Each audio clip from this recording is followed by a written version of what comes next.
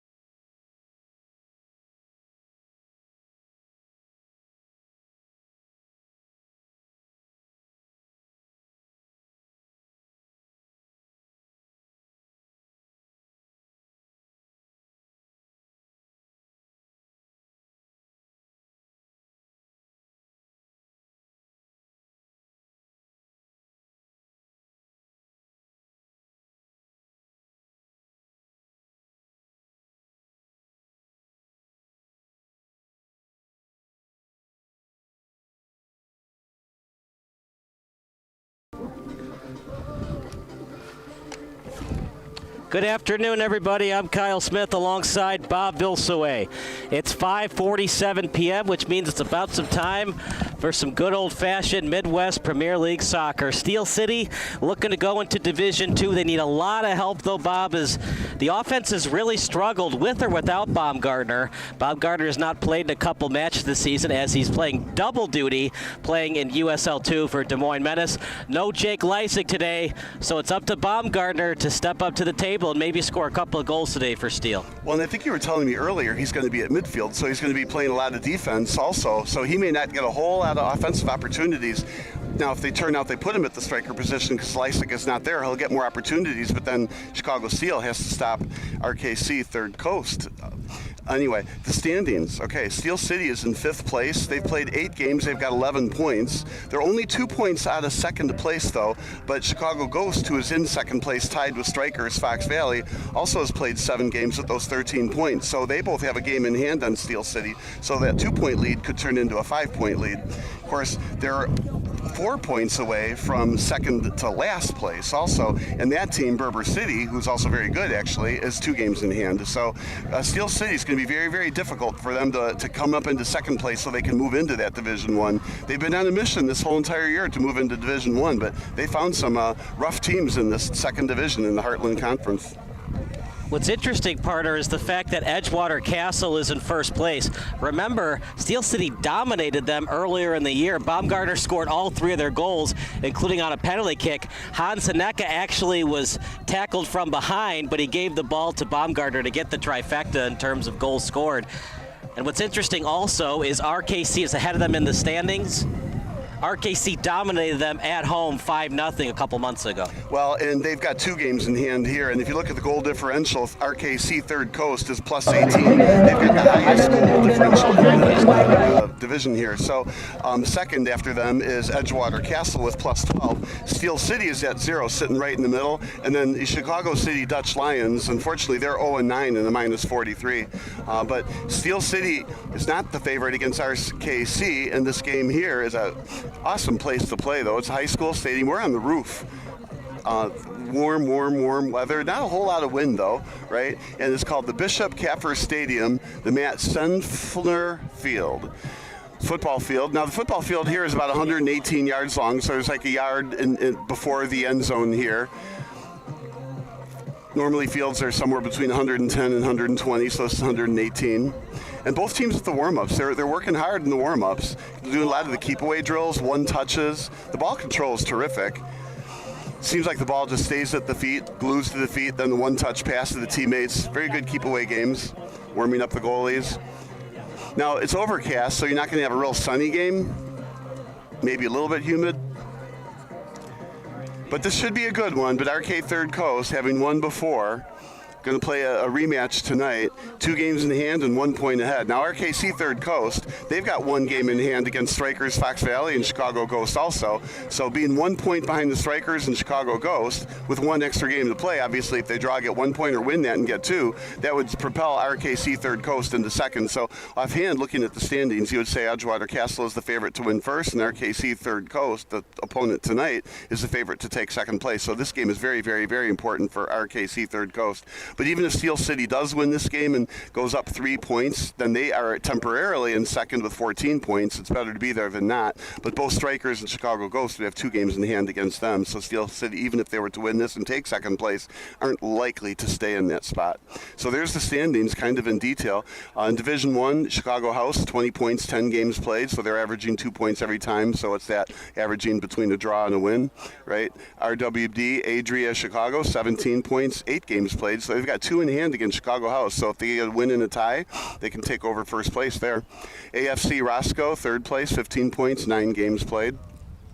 Bavarian United, 14 points, 9 games played. And then Green Bay Glory, 14 points, 10 games played. And then the 2 teams who are looking to move down, DeKalb County United, 12 points, 9 games played. But Zarni Jaslow, they're 0-9, minus 20. So they're like Chicago City Dutch Lions in the second division, minus 43, also 0-9. Tough soccer teams.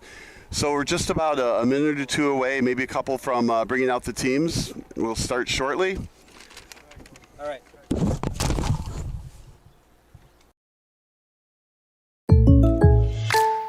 Now this is some bull. And another 3 for the ball! Oh, like a good neighbor, State Farm is there. State Farm's here to help. Like a good neighbor, State Farm is there.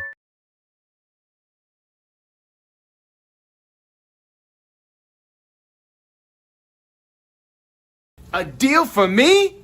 A deal for everyone! 17 East Van Buren Street, Joliet, Illinois.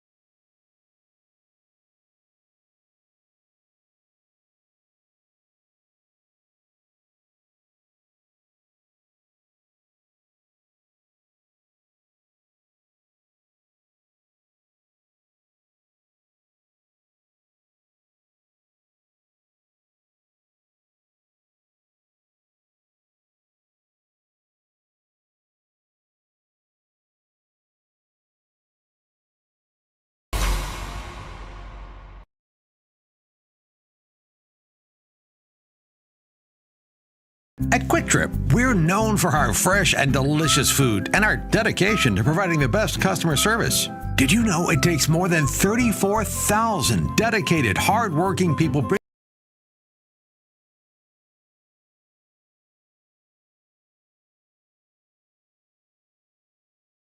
Got it.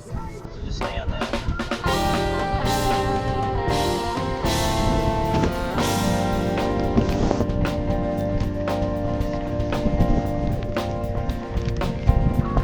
Got it.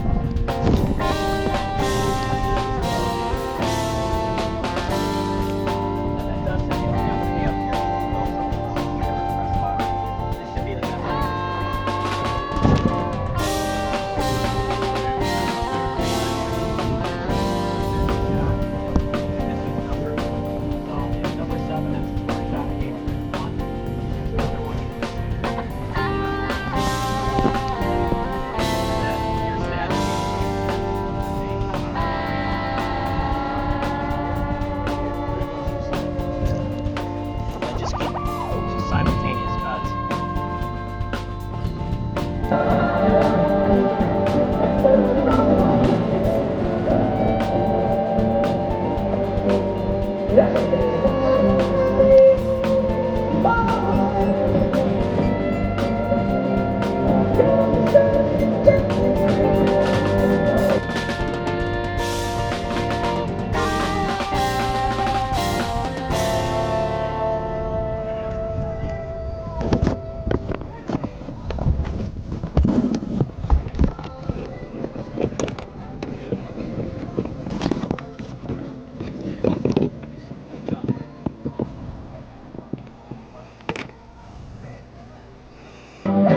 Alright, if it's... I wonder if this is impacting it at all. I don't know what's any... The starting 11 for RKC, Third Coast FC, and your starting 11 for Steel City FC.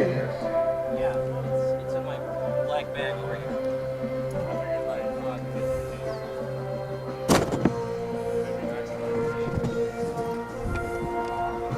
Where's my battery pack? Did I take it out? Bob, did I take the battery pack out? Here, just use this. Oh, here it is. Here, I got 3 batteries for you.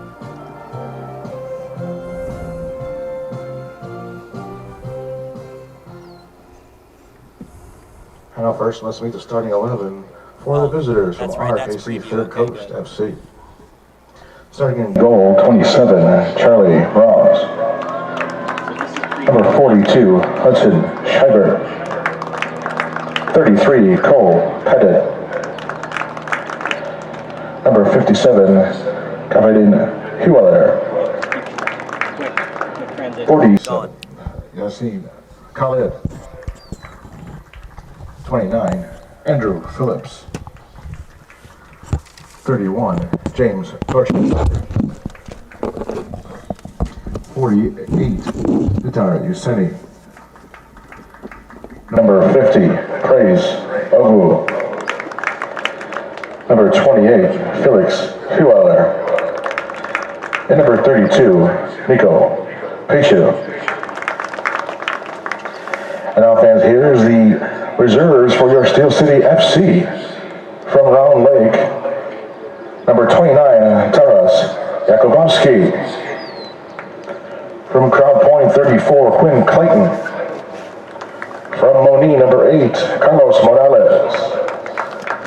From Tinley Park, 16, Jake Bosco. From Chicago, 27, Arjun Mirzabekov. From Frankfurt, number 71, Danny Mack. And from Madison, number 2, Jalen Williams. And now here's the starting 11 for your Steel City FC. Starting in goal from Austria, number 1, Sebastian Doppelhofer. A defender from Naperville, 21, Declan Nugent. From Cherville, defender number 11, Trey Adams. From New Lenox, a defender 33, Justin Darlett. From Chicago, a defender 37, Martin O'Toole. From Aurora, midfielder number 6, Sergio And midfielder from New Lenox, number 19. And Steel City's leading scorer, the train, Christian Baumgartner. At forward from Bolingbrook, 18, AJ Borja. From Joliet, a forward, 46, Sergio Fernandez Arango. From New Lenox, a midfielder number 14, Johnny Brisakis. And from Chamassey, midfielder number 10, Rodrigo Munoz. Tight. T for tight. And let's hear it once again for the starting 11 for your Steel City FC. Like that. Okay. You're always tight. He's always wide. All right.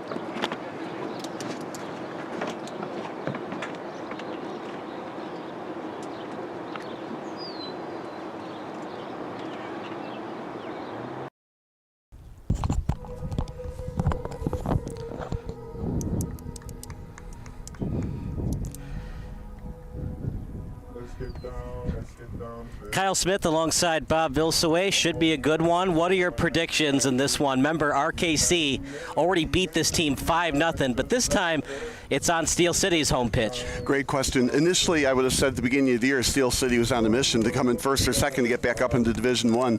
But RKC, after having walloped them earlier in the year, and now 2 games in hand and a point ahead, I mean, you can't say anything other than RKC is a major favorite in this game. They're number 1 in goal differential in their whole division with plus 18. Steel City is just at level at 0. So RKC plus 18 on goal differentiation in 6 or 8 games. No matter how you look at it, you're looking at a possible 2, 3, or 4-0 game here. And then Lasik missing, that's not going to help Steel City at all. And Baumgartner needs a little bit more help. Of course, he's going to be busy on defense in this game, I think. No Jake Lasik today. How's that going to impact the final result for Steel City? Yeah, the question is going to be, where is the offense going to come from without him? He's good at finishing. Of course, he's good at setting up. And last time we saw him, he set up Baumgartner a couple of times. So Baumgartner and Lasik are a dynamic duo. But with Lasik not on the field and Baumgartner playing midfield and playing a lot more defense, I could see that Steel City's going to struggle a bit on offense. It's a great question, but I think RKC is going to win this game somewhere in the 3-0 range. Of course, that's not what we hope happens. We want Steel City to get their 3 points. The optimistic side on the Steel City part is if they do take a 1-0 lead, get that first goal early, and can prevent RKC from scoring any more after a 1-0 lead, then they can take those 3 points and flip themselves all the way in the standings to second place. But like we said, Chicago Ghost and Strikers Fox Valley would both have 2 games in hand, and they ought to be able to take that point back. RKC in the yellow, as you can see on our score banner as well. Steel City in their natural red, black, and white. And here we go, RKC with it in their own end. It's a nice pass that time over to Dorchester and then over near the boundary as it's out to the midfielders. Going to be an interesting match. If Steel City wins this one, they're back on track, but you have to think they have to win out to have a realistic chance. You got to finish in first or second place to move up to Division I. Well, they're going to need the help, like we said, from Chicago Ghost or Strikers Fox Valley to lose some more games because they'll both have 2 games in hand, even though Chicago Steel will be up by a point in the standings. So it's going to be a long haul if they're going to finish in second place for sure. Such a bad loss to Chicago Ghost. They actually played them here at Providence Catholic, and they tied that match early in the second half, and then a couple minutes later, an odd man break led to a 2-1 lead, and they won the game 3-1, and those were 3 points that Steel City could have had, and they'd be chasing 2 points instead of 5. And that's always a dilemma, especially in soccer where you take a 1-0 lead. If you go into that defensive shell, you can probably prevent the other team from scoring and you pick up your 3 points. But a lot of times you stay in your initial balanced offense and defense, and then if the other team presses a little bit and they get the game tied, you're back to level. So it's fun to watch soccer when there's a 1-goal lead by one or the other team, and it's interesting to see what kind of changes in strategy they use when they're up by a goal or down by a goal, and what the standings are for the rest of the year. But that was earlier in the year when they're trying to build the team and practice the offense and the defense so they can beat other teams too, not just win that one game. Steel City's final match of the season is at Slammer Stadium, July 30th at 7:30 p.m. against Strikers Fox Valley. We will see you in Juliet on Wednesday, July 30th. Also known as Julian Healthcare Field. Yeah, and they play on turf. Now, the difference here, it's a football field, and there it's a baseball field, but in both cases it's flat turf and there's no grass. I mean, you've got the dirt at Joliet, right? But still, turf just looks like dirt from a distance. over near the boundary. It looks like Steele has a slightly bigger bench today than RKC. Not hot though, so I don't know if depth is going to be a problem today. Obviously, when it's really hot, you'd like to go to the subs quicker because people get, tired quicker. But on a day like this, it's just average summer weather, low 80s.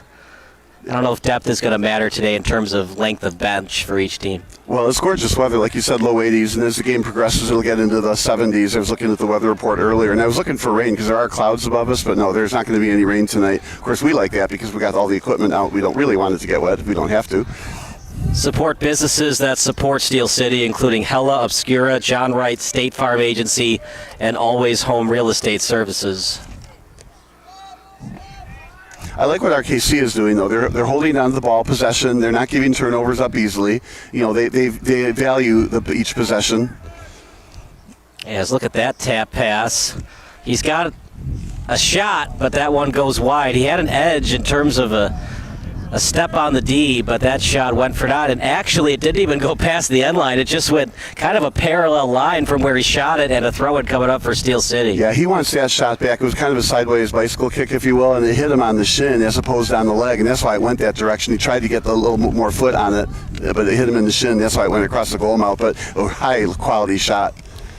That shot blocked and now near the 20-yard line. So the goal is right at the back of the end zone, about 2 feet in front of the back of the end zone. So when we say it's at the 20-yard line, we're going to say about 28 yards away from the net. Which is interesting, Bob. Sometimes they like to put it at the end of the end zone, but today they're going to put it right at the yellow line, matching the corner flags. Yeah, earlier I was saying it's about 118 yards from end to end. The football field would be 120 yards from end to end. So interesting that they did that. They didn't put the end line of the soccer game at the end of the end zone, and they could have done that. But this is a high school field, and that's why they didn't do that. Where the end of the white line would be the line parallel for the corner flags. Now at the 20-yard line. Finally, Steel City with the ball, and then they gave it up again. Look, Steel City season, it's on the brink of elimination. A loss today, that's it. They got to win. Tie does them no good. They need the win. Well, and they also got to stay out of second to last place. Berber City is 4 points behind them and 2 games in hand. Now Rockford FC is just 1 point behind, but they played an extra game. No Division III, so they won't be sent down again. But yeah, they're looking to get back to Division I. They need a win, and an Edgewater Castle loss would help them enormously. That it would, and obviously they're going to need losses from Chicago Ghosts and Strikers Fox Valley, but you can't say everybody's got to get losses. Somebody is going to play each other, and somebody's going to get those wins or at least so you're hoping points. For you win today, Edgewater Castle gets a loss, and Strikers and or RKC in a future match gets a draw or a loss. Right. That's a tall order at this point in the season. And there's a nice steal given back, though. And remember, if you're Steel City, you just got to get first or second place. You don't have to get first. Right now, I don't think that they're thinking that way. I think they're saying, this RKC game is a tough one. What are we going to have to do to hold on to the ball, get possession, get that first goal? And they're just going to take it, one step at a time like that. And if you play a game that way, one step at a time, that's when the good things happen. It's when you start looking at the big picture is when you kind of struggle on the little things that you need to do on that play to get the first goal, for example. So it's hard to look ahead if you're a player, and most of the players are keeping the ball, in front of them, so to speak, or keeping their eye on the ball in front of them, so to speak, and they aren't thinking about, making the playoffs or moving up a division. Other thing, too, that Steel City has to know is RKC scored 5 goals. So even if Steel City takes a 1-0 lead, they know they're most likely going to need 2 or more goals today to get the win. That left-footed boot, very wide. I like the aggression there, 28 yards away from the net. See if you can get something on net. Maybe the goalie drops it. You maybe get a rebound chance. Well, and it wasn't wide by a whole lot either. So, I mean, a couple feet to the left. I think it easily would have been saved if it was, on net, on the post. But it was a good shot. Maybe a little too far away. Maybe needed a little bit more pace.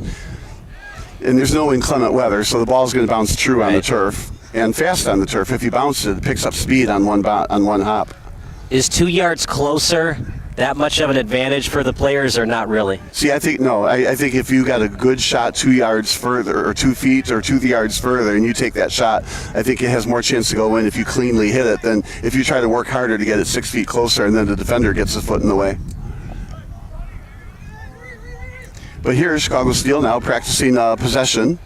Well, we talked about that 5-0 win for RKC, but they're obviously not unbeatable, just 12 points on the season. So they dominated Steel City on that day, but you talk about any given Sunday. That was that any given Sunday for RKC. Hopefully today for Steel can be a different Sunday in terms of a victory for them. Well, thing is, even if you took away those 5 goals, being plus 18 and the next best team is Edgewater Castle at plus 12, I mean, they're still number 1 in the league. Right. Not only do wins give you 3 points, Bob, but you also have that crucial head-to-head tiebreaker. Now, you usually play both of these teams, right? You play them twice. So if you split, then there's no head-to-head. But if you can get that head-to-head tiebreaker like what Berber got over Steel, that was such a killer for Steel because they lost that head-to-head. So if Berber had more points on the season, it would have impacted. Berber's really struggled this year, just 7 on the season, plus 1 goal differential. Steel City kind of perfectly mediocre at that 0 goal differential. Yeah, I would never have expected Berber City to be on the second to last place at the bottom. They've been a good team for many, many years. Just shows you when you can't score goals, it just makes it so much more difficult for your defense and your goalkeeper. Well, and sometimes soccer is one of those sports where it can take a bad hop, it can bounce crooked, you can get an own goal, you can have a quality shot and you hit it over the net. So sometimes stuff just happens in soccer, which is part of the beauty of the game. And it just shows you scoring goals isn't everything. You see a plus 18 goal differential for RKC, but they're only in 4th place. How about it? That's well put. And then right next to the 5th place team with a 0 goal differential. At the end of the day, you got to score more goals than the other team, and I know that sounds cliched, but yeah, you beat one team 7-0, but if you lose tomorrow 1-0, you've only gotten 3 points for the weekend. Sometimes it's better to beat a team 1-0 than the next day you get the 1-1 tie because you got 4 points over the weekend instead of the 3. Well, we've talked about this before, right? You got a win and a loss, you get 3 points. You make that 2 draws, you get 2 points. So if the game is still tied, you want to push to get that goal because you get the 2 more points. But you don't want to sit in the kind of a defensive shell to make sure you get that 1 draw point. But those 2 points those 2 wins during the week or weekend are so crucial because 6 points is so much more different than 2 points. Oh gosh, yes, and we have a player down on that. Looks like might have just. It's inadvertent contact there. It's just being aggressive. But so far the game has not been even close to chippy, and it's been a lot of ball control on both sides. Both teams cognizant that having the ball, possession is very, very important. Although that's a turnover there, and then centered. What? You're good. Over near the boundary as Steel City will kick it back to Doppelhofer, but he wasn't ready for it, and a corner kick coming up for RKC. That was a big mistake. Kicked it back to the goalie, didn't get all of the ball, wide of the goalie. So now the goalkeeper is going to have to face a corner kick from a pretty strong RKC Third Coast team with a plus 18 differential. Let's look at what they do with this set piece. Only 2 defenders back. I like that. It's very offensive-minded. Yes, that's going to be going the other way fast. It was Picha on the corner kick. RKC with the ball still. Well, that was well defended. Throw-in coming up for RKC. It's going to be Khaled on the throw-in. And who touched it last? They're going to say RKC, and it'll be Steel City ball. Doppelhofer on the kick. At the Bishop Caffer Stadium. Or is it the Matt Sennefer Field? Matt Yeah, it's a hard one. Sennefer Field. Definitely interesting last name.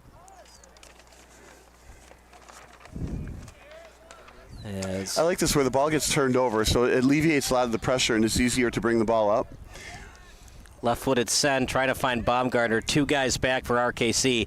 That's going to happen all day long, especially with no Jake Lysick on the pitch today. Yeah, he's going to need some help in the offensive zone if they're going to pass to him like that. He's great one-on-one, of course, but if it's going to be 1-on-3 or 1-on-4, he's got to be able to pass it to somebody else for a give and a go. It's got to be quick passes because if you take too long to offload, the midfielders are going to get back into the play. So for Baumgartner, if he sees that he's being doubled or tripled, quick offload pass, then it leads to an on-man rush.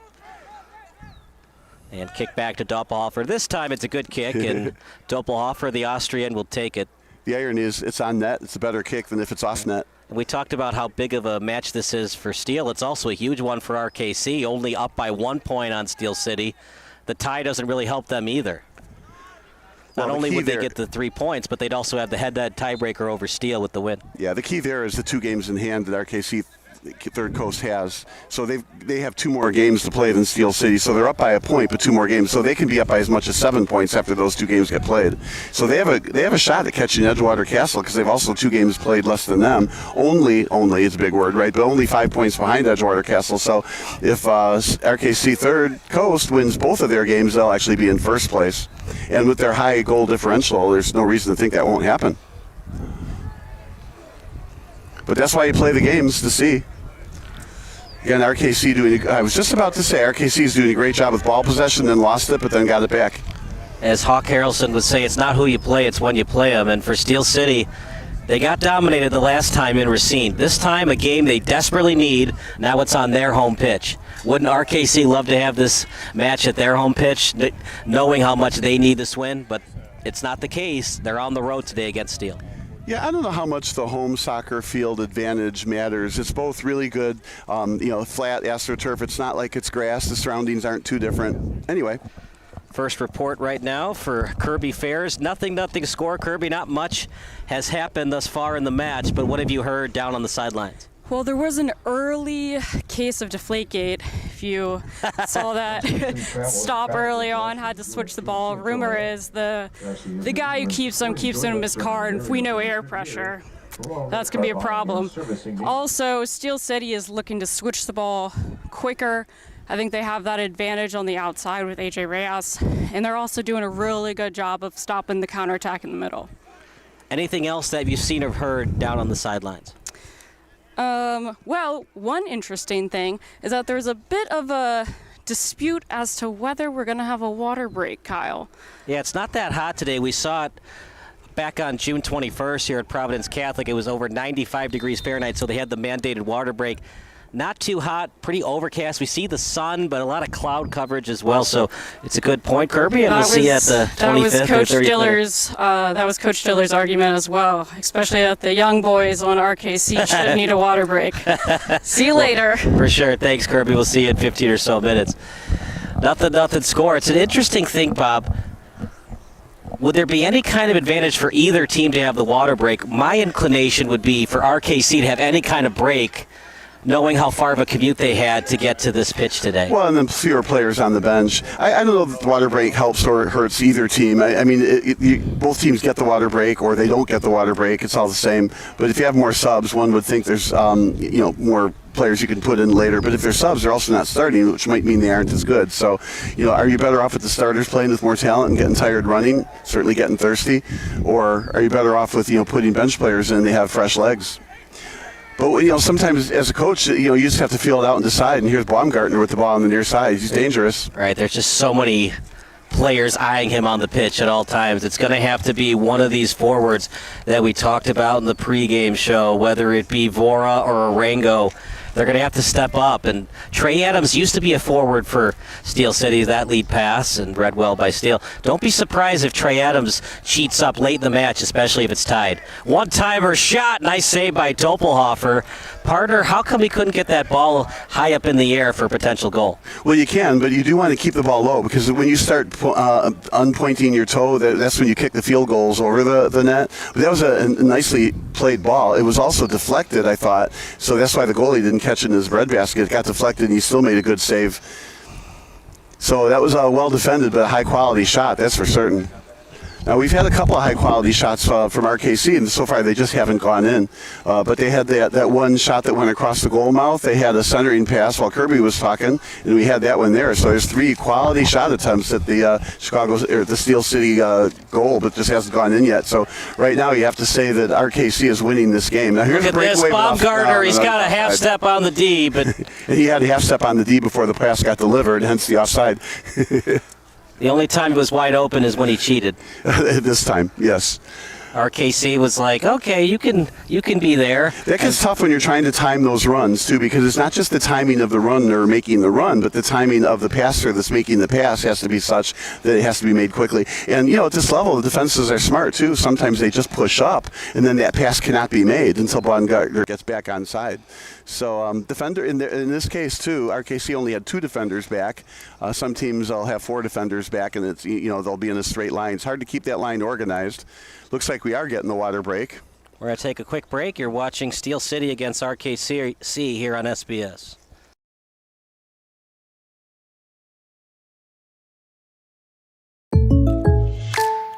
Now this is some bull. And another 3 for the ball! Oh, like a good neighbor, State Farm is there. State Farm's here to help. Like a good neighbor, State Farm is there.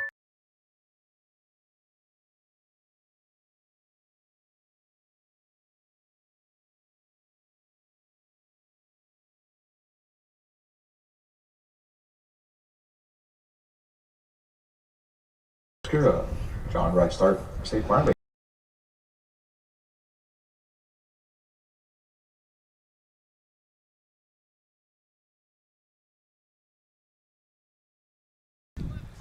As we're back from the water break, I'm Kyle Smith alongside Bob Vilsaway. If you missed any of the action, just hit that rewind button. You can watch as many times as you'd like. We'll also upload the highlight reel as of tomorrow. Or we could say you haven't missed any scoring action yet, at least nothing that's gone in. Yeah, not a lot has happened. Maybe that one-timer and that shot where he got a step on the D, but then it went parallel with the shot. He didn't even get it on net, or that it went past the end line. It actually just went parallel on the shot attempt, and for Steel City, pretty much a goose egg on offense. They had that chance for Baumgartner, but he was offside.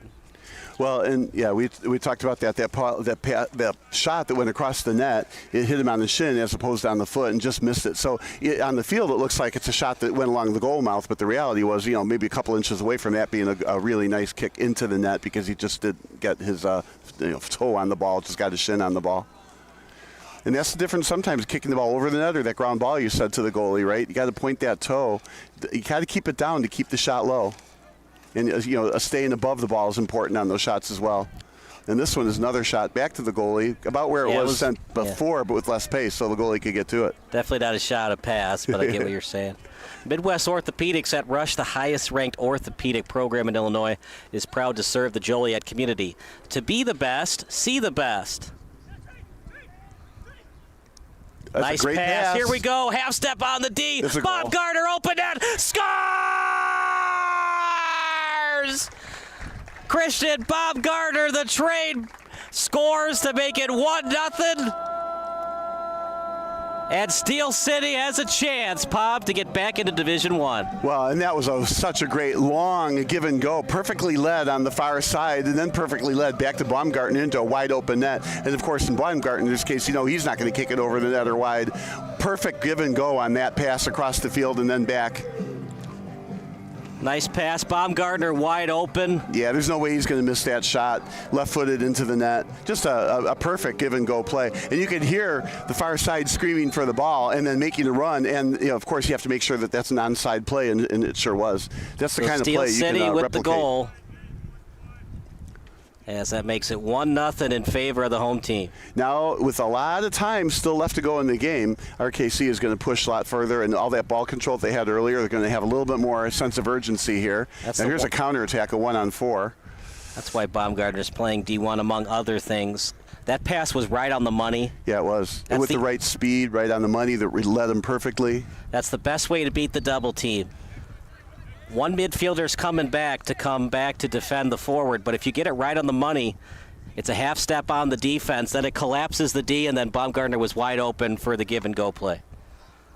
Well, and any coach will say that let the ball do the work for you. So if you were to actually trace their steps, what you saw is Baumgartner stayed on the left, and I didn't see which player it was on the right, but the player on the right stayed on his side of the court, so it was a pass there, then a pass back. And but neither player had to do a whole lot of running. The ball did all the work. This is a gorgeous play. It should make any highlight reel film. You look at it one more time. Yeah, we're trying to catch number on the far side, and unfortunately it's on the back of the jersey, so we didn't see the front of the jersey. 18. So 18, that would be Vora, who we've had in the in-game report. Vora on the assist, Baumgartner the goal, and now RKC has to adjust. Well, we have to give Baumgartner a hockey assist on the play as well, don't we? He gets a goal and an assist on his own goal. Yeah, the hockey assist, you know, it's a second pass that works, too. How can RKC adjust? They've had a couple of good opportunities, but they've struggled with getting those shots decently on net. Well, they should not make an adjustment here other than maybe a little sense of urgency. Here's another good run the other direction. Here we go, 2-on-2. Right on the money on the pass. As that shot attempt read well, it was last touched by 34. As 34 not on, oh, that's Quinn Clayton. So they made a change, a substitution, as Quinn Clayton from Crown Point, Indiana.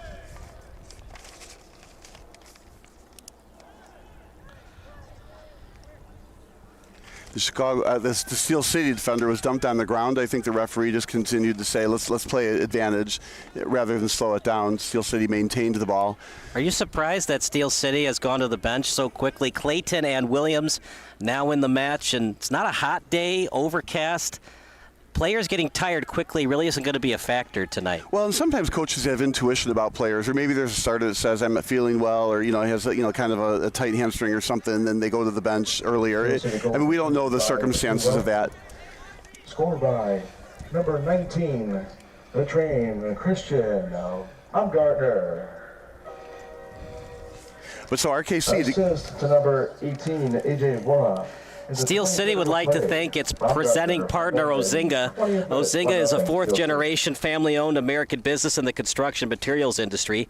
They make a positive impact on individuals, their families, and the community for generations by providing concrete, aggregates, and cement that help build a better future. You do those well.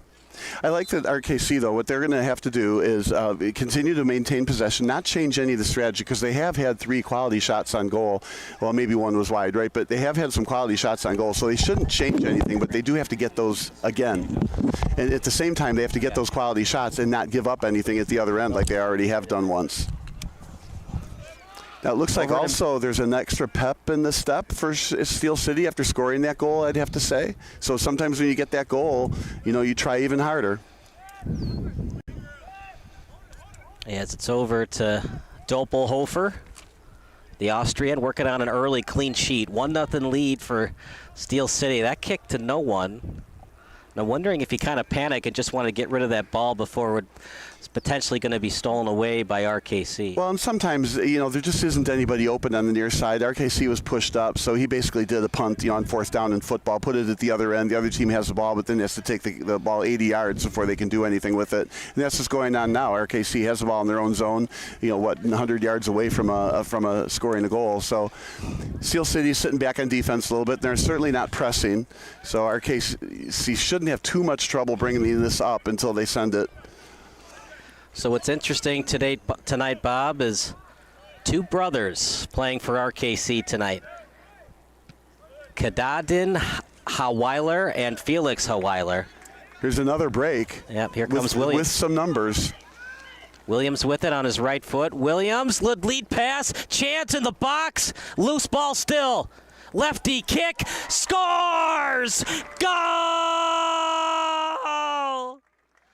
2-0 lead for Steel City.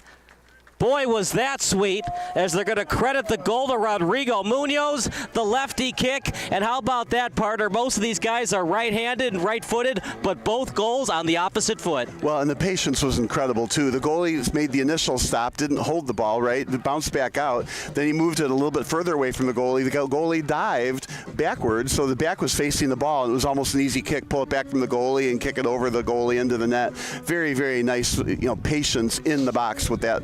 You would have thought that the defender somewhere would have come to his rescue on that play, but didn't happen. Now it's a 2-0 lead. RKC is really up against it at this point. 2-0 lead for Steel City. Munoz and Baumgartner both with the early goals. And wouldn't it be something, Bob, if Steel City gave RKC a taste of their own medicine with a 5-0 win on their home pitch? Well, they need another field goal. But right now, they're going to take that to a 2-0 lead to the bank. I mean, this is huge. So now they've got a little bit of cushion. Even if RKC does get a goal, it's a 1-goal lead. Now, the strategy question for Steel City is, do you go back, try to win this game on the defensive end, or do you continue to play a balanced offense where you might score again, but you might also give up one? And that's a tough call for the coaching staff, especially when the games are so meaningful. But we'll see what Steel City does do. And a lot of it is going to be, okay, where do they put Baumgartner? Do they put him back more and that'll prevent the other team from scoring, or do they keep pushing him up and seeing if they can't get another goal out of him? Do you think this match was circled on the calendar like minutes after they lost 5-0 to RKC? Because it seems like a revenge match right now for Steel, the way they're playing with this sense of urgency. Well, I think their shots have been fortunate, where the shots that RKC took were not fortunate. So I don't know if it's a revenge game, but right now the execution is just absolutely terrific. Don't get complacent. In hockey, the worst lead is a 2-goal lead. Not so much in soccer, but you'd love to make it 3-0 to silence any type of doubt in the minds of your head coach. Well, and I think it's more than that. It's just easier to win if you're ahead 3-0 than if you're ahead 2-0. Right. Yeah, I don't know that there's any more magic behind it than that. RKC might be on their heels a little bit frustrated about giving up those 2 goals. Took them forever to clear the ball. Why was that the case? It seemed like that ball was in the box forever before Munoz booted into the back of the net. Yeah, this is what we were saying. It just seemed like the defense wasn't, they didn't have the pep in their step. So, it's easy for us to say that from up here. Obviously, it was a really nice pass and a really good play, and the goal, the goalkeeper was unable to have rebound control on that, and, well, that's what cost them the goal. RKC's defense has been good, not great. The good thing they're doing is they're forcing Steel City to their left foot, but Steel City is getting it done. Well, at this level, left foot, right foot, I'm not sure how much it really matters. Right. I mean, you might have more power on your right foot, but you got to be able to go with both feet at this level in soccer. Right. Contact Richards, Building Supply. So making a substitution here, getting some fresh legs from RKC. Running out of time. Soccer, you're down 2-0. It's like, what would you say, Bob, being down 3 or 4-0 in a hockey game? That's a good question. If you're down 2-0 in soccer, or if you're down 2-0 in hockey, which is a bigger lead? Probably soccer. Yeah, I don't know if I know that answer. It's probably a smaller lead in baseball. Even smaller lead in football. Today's football, you could be up 28-0 and still blow it. Yeah. We were watching that game together where Minnesota blew that it was Indianapolis that blew that 34-0 lead to the Vikings. Yeah, you don't usually blow 34-0 leads in soccer. Yeah, but in soccer, in terms of the competition levels, like if you're down 2-0 in the Premier League, those defenders, those center backs, and etc. are so good. Yeah. Well, they can close you out. And that's the point here. Even at this level, if you put all 10 plus the goalkeeper, right, on a defensive mission, it's real hard to score that next goal. But a lot of teams, even with a 2-goal lead, will continue to run their balanced offense, trying to get a third goal, trying not to give up the 1 goal. But sometimes you just got to go into that defensive shell and just, ride the 2-0 lead to the end, or ride even a 1-0 lead to the end. Just get rid of it. There you go. So right now there's not a whole lot of pressure from RKC as Steel City brings the ball up. There's a little bit of pressure there. But right now RKC is staying back. I think over the time, we don't want to give up scouting report stuff, right? But Steel City tends to struggle when there's a pressure defense against them bringing the ball up. And right now RKC is not pressuring. So it might be to Steel City's advantage. And, of course, that's not, the whole season's worth of sampling. So a throw-in coming up for Steel City, as the throw-in will be by 21 in Declan Nugent. He was actually listed as 27, but he had a late number change, and he's now at 21. So he had a tear in his shirt. He had to make a switch. Either that or he forgot to wash it at home the day before. You know what's interesting? I love that you brought that up, Bob.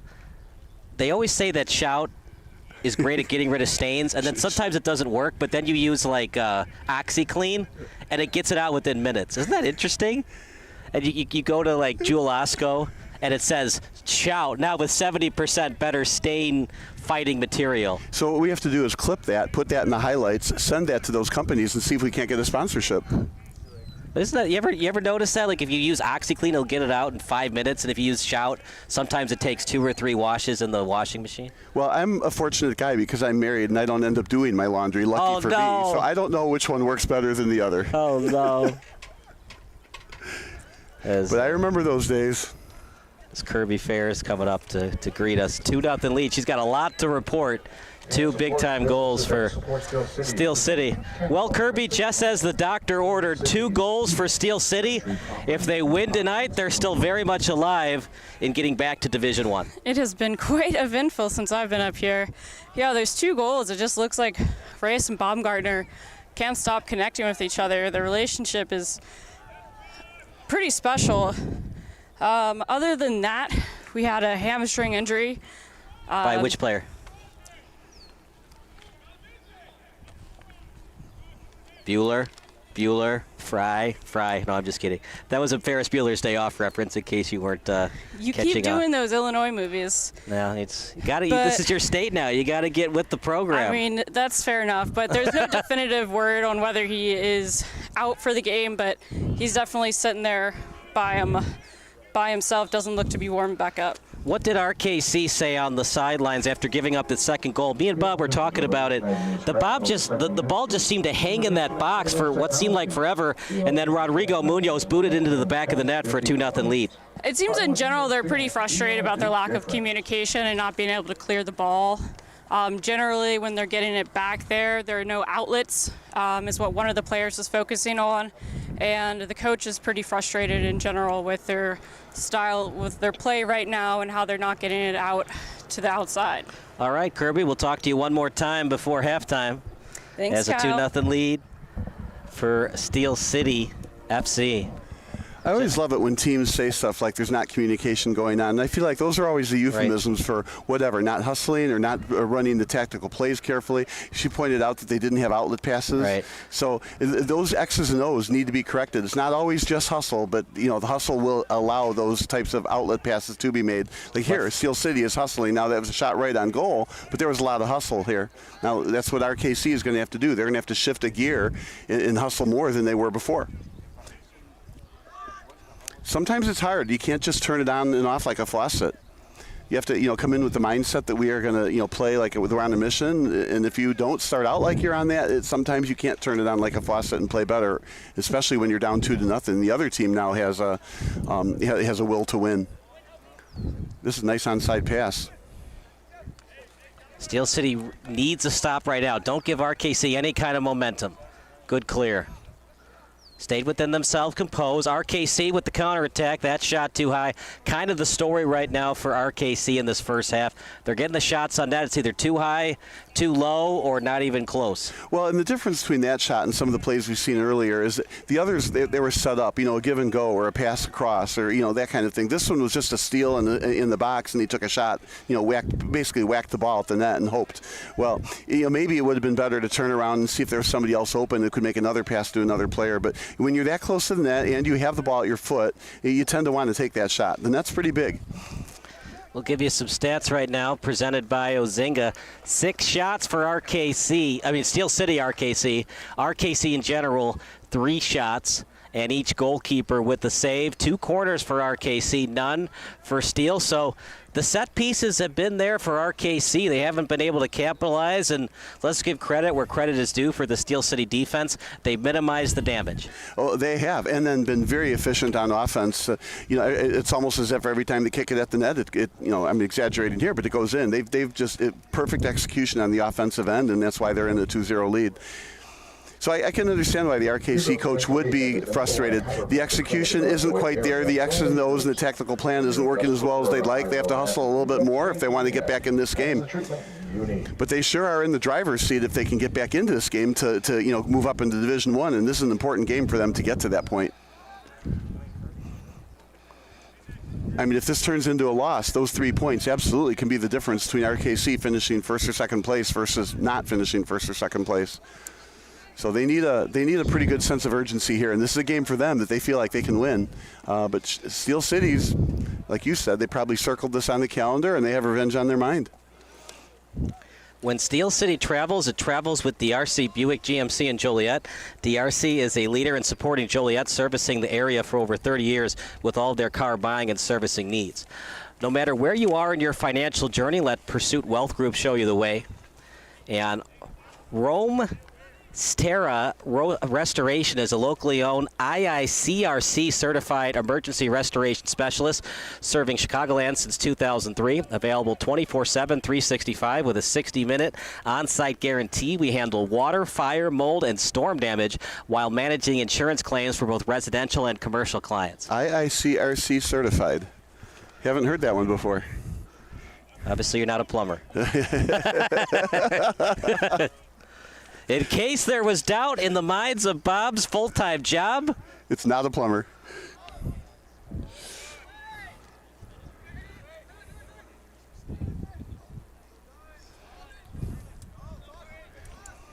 In the coaching world, there's all kinds of certifications. Some people have heard of, and some haven't heard of. And you put all these certifications after your name, and people think, "Whoa, he must be good. He's got all these certifications." Then you listen to the coach speak, and you realize that it's not always the certifications; it's the experience and skill. Well, the greatest coach in Butler history. Butler basketball history. Oh, are we talking about the Celtics president of operations? Yeah. Never played a single game for Butler. Well, he never played for Butler. Does that mean he didn't play?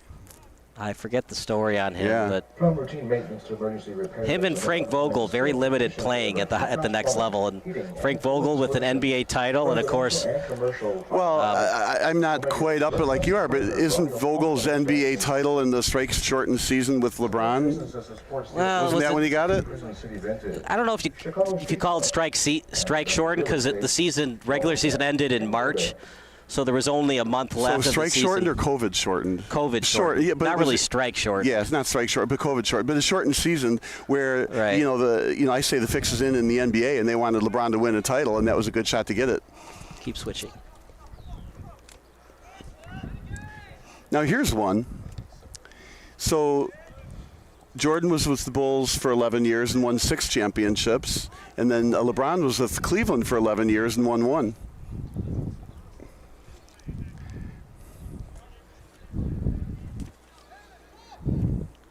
Richards Building Supply, Chicagoland's premier exterior building material supplier, carries the most respected brands in residential roofing, siding, windows, decking, and more. So if you're a professional contractor or a savvy do-it-yourselfer, get the knowledge and products you need at the price you deserve. Contact Richards Building Supply.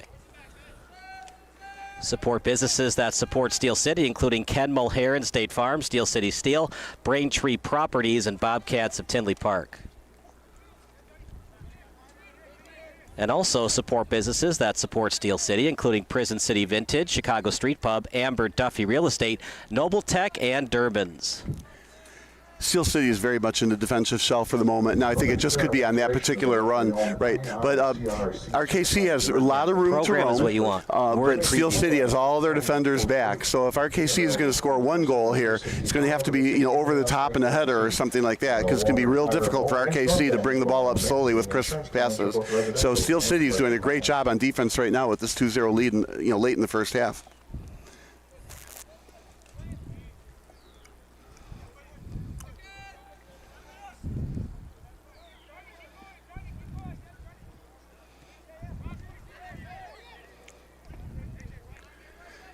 So right now the only forward for Steel City is Baumgartner. So not playing midfield, that's for sure. At least not lately.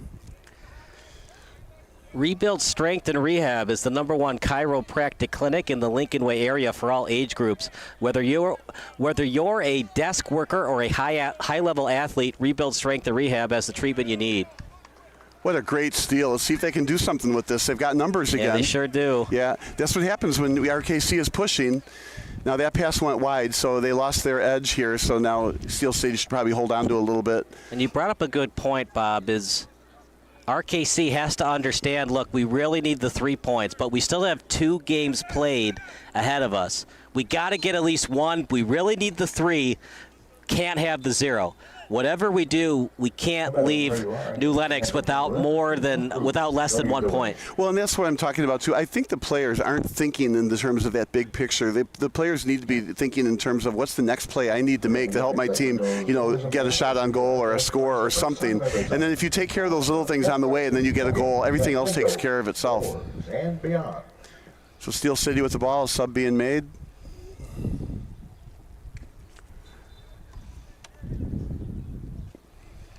As that left-footed boot from Adams. He's been pretty quiet tonight. Now Clayton after it. Clayton can't get it. And we haven't had a lot of stoppage, partner. We did have that hamstring injury in the water break.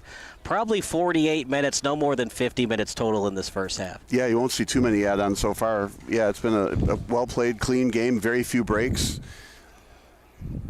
It'll be interesting to see if they do give time back even for that water break. So 2 or 3 minutes, we're thinking? So right now, Doppelhofer with just 1 save. How about this? Steel City with 6 shots, but more importantly, partner, 4 of them on goal. That's a great shot on goal percentage. Yeah, they've been, like I said earlier, they're very efficient on offense, fortunately for them. That's what led to these 2 goals. And RKC had 3 opportunities early in the game, and none of them went in. And, anything happens at goal, one of those 3 go in early, and that changes the whole complexion of the game. It's so important to get the first goal in a soccer game. Nice cross-field pass. They're going to get a corner out of it. Corner kick. That's their 3rd one coming up for RKC. As Kirby will join us in a minute. Yeah, I don't want to be that guy, but that high jump is very close to the end line there. I mean, it's pretty heavy. You can't just move it, right? But it's very close. It's probably a lot of padding, though, if you do run into it, except for that metal post.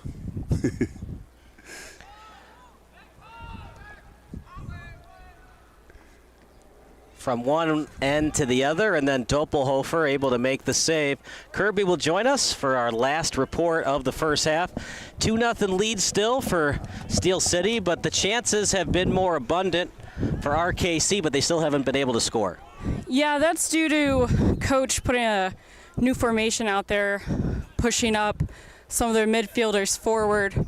But Steel City, sorry, I'm watching the game here. Steel City is trying to counteract that with a defensive first mindset. They haven't yet changed their formation, but we might see that change in the second half. Anything else that both Coach Makwanzi and the other coach for RKC have talked about this first half? Well, you can definitely see why they were discussing that water break situation.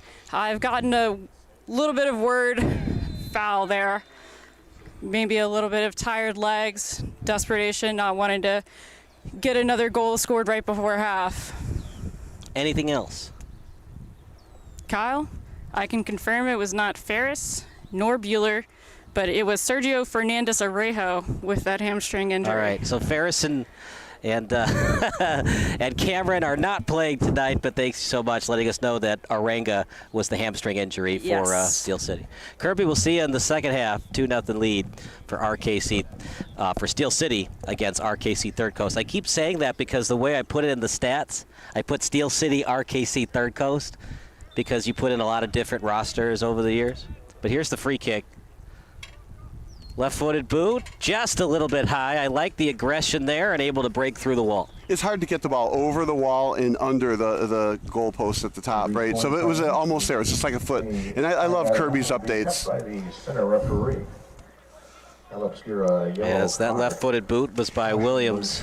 Yeah, we hear the PA announcer talking about that yellow card that happened while Kirby was talking, and I'm like, I didn't like that call. First off, I didn't think it was warranted a yellow, but that was the most aggressive tackle probably the whole game, so the referee felt compelled to do something. But I could swear that ball was hit first, and if you hit the ball first, you can tackle the offensive player just like that. I think it was a great, aggressive, strong defensive play.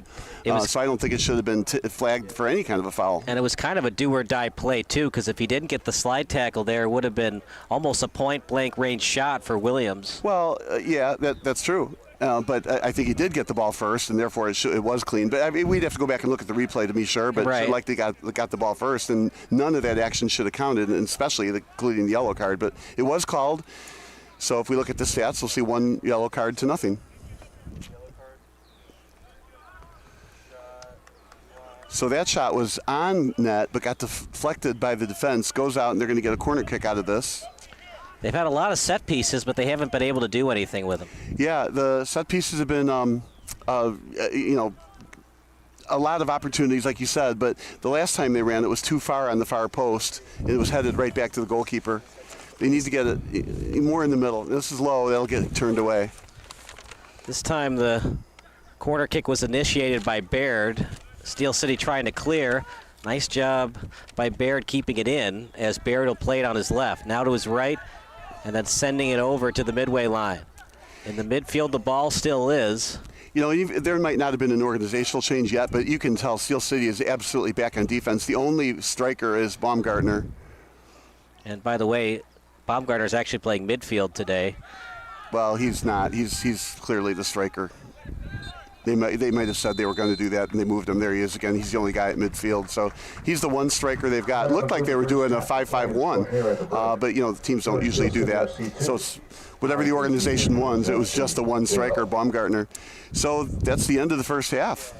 We'll take a quick break, and then we'll give you some halftime stats. It's 2-0 Steel City here on SBS. A deal for me? A deal for everyone. 17 East Van Buren Street, Joliet, Illinois.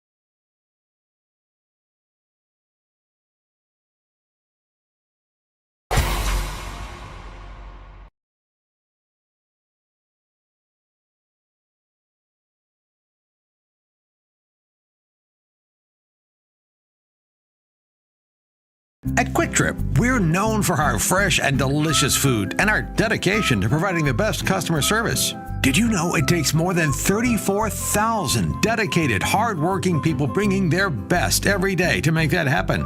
Quick Trip wants to thank all our co-workers for their tireless hard work and dedication to making a difference in someone's life. Hey, join us in saying thank you to the family of co-workers known for their love of community and treating everyone like family.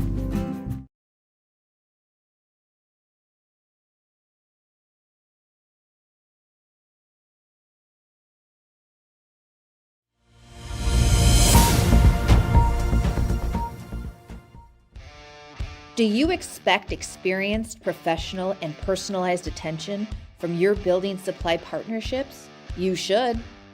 Are you getting the specific attention you need to help your business grow?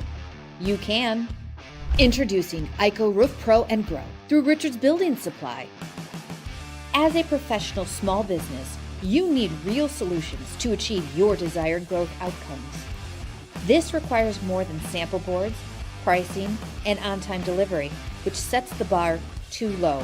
You need more. To grow and win in this ultra-competitive environment, you need ultra-competitive solutions. With Richards Building Supply, get the personalized attention you deserve and need. Take advantage of incredible first-time user incentives. Gain discounted access to a host of our industry's most reputable marketing tools through a Roof Pro membership. And that's just the beginning. Don't believe us? Let us show you. ICO Roof Pro and Grow through Richards Building Supply.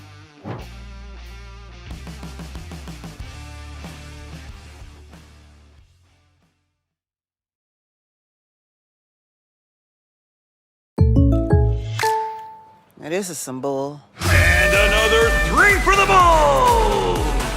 Oh, like a good neighbor, State Farm is there. State Farm's here to help. Like a good neighbor, State Farm is there.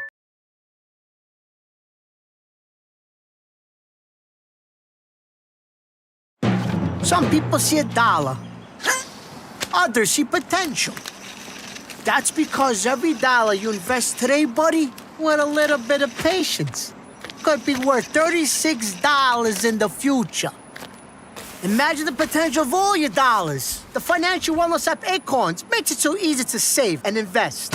So download Acorns and give your money a chance to make a whole bunch of little money babies. Acorns, grow your oak.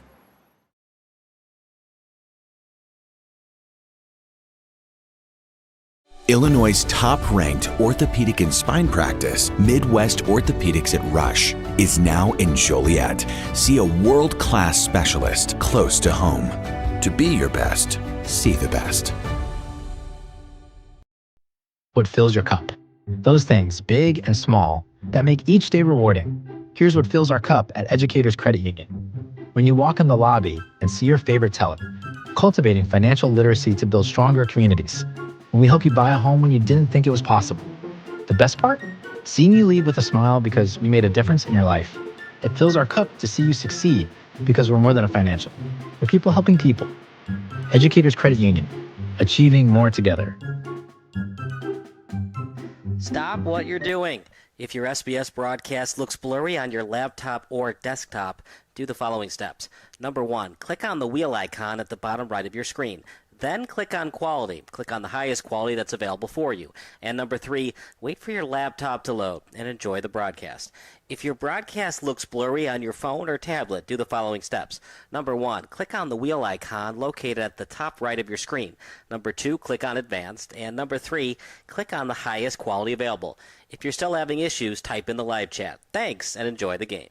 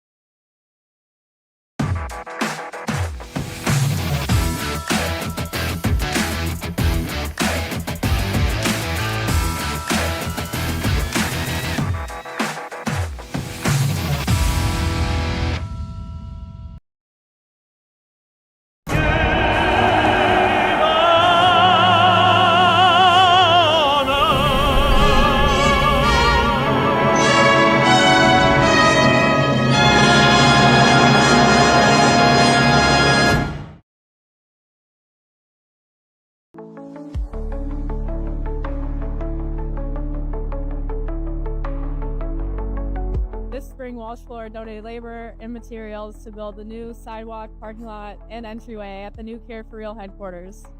We also want to thank Ozinga for donating concrete.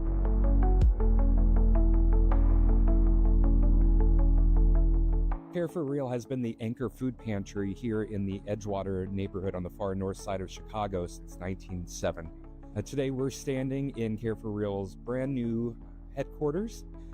For 50 years, we have been nomadic throughout the neighborhood, renting space, and we're very excited that for the first time we will have our own building here in the heart of Edgewater. This space, we will have our food pantry and our clothing closet, as well as we're really excited, we'll have a community room where we'll be able to have other nonprofit partners, social services here on site, our Care for Real is extremely grateful for the contributions of Walsh Floor in our new parking lot here and all of the hard work that went into that.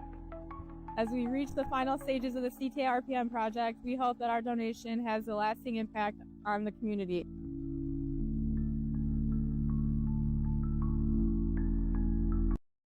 I don't ever slow up, no I don't take shit. I got no love for the fakeness. If you wanna play tough and wanna hate this, I'll always show up.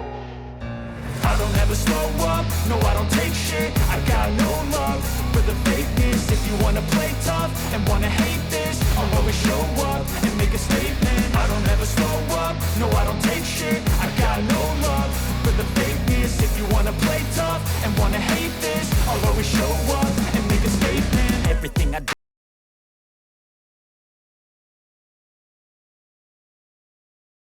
I get to do so many fun things with athletes. Being an athlete myself, it's nice to kind of be back into an athletic setting. My name is Melissa Stock. I am a physical therapist with Rush Physical Therapy and the Chicago Red Stars.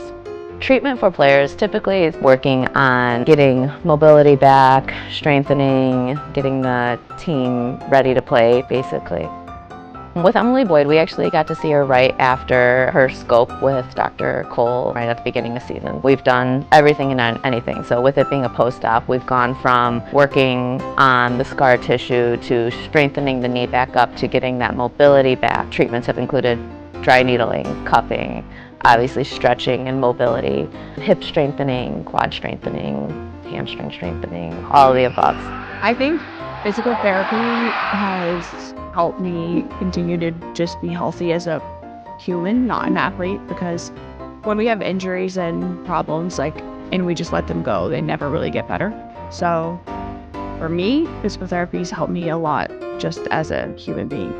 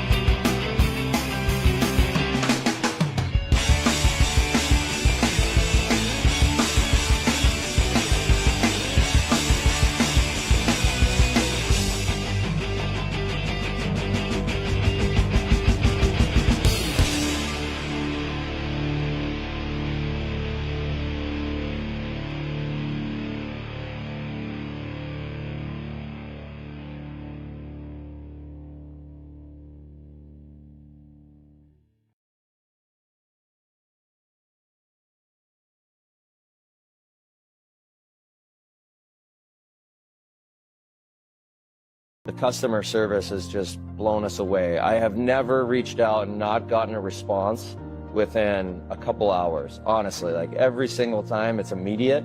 It's to the right people that know the answer. Like it's not even, hey, let me look into that. It's an answer right away, whether it be something that they know they need to fix or, hey, this is how you do it.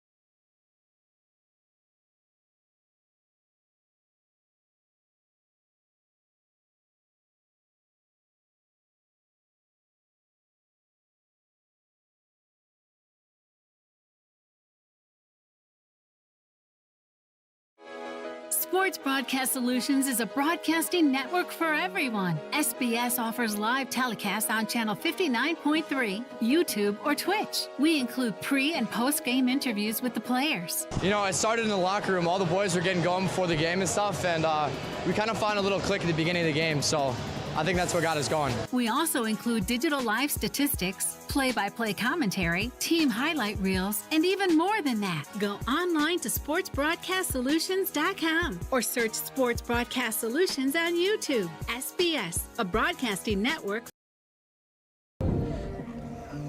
Kyle Smith alongside Bob Vilsue. Here are the second half stats brought to you by Ozinga.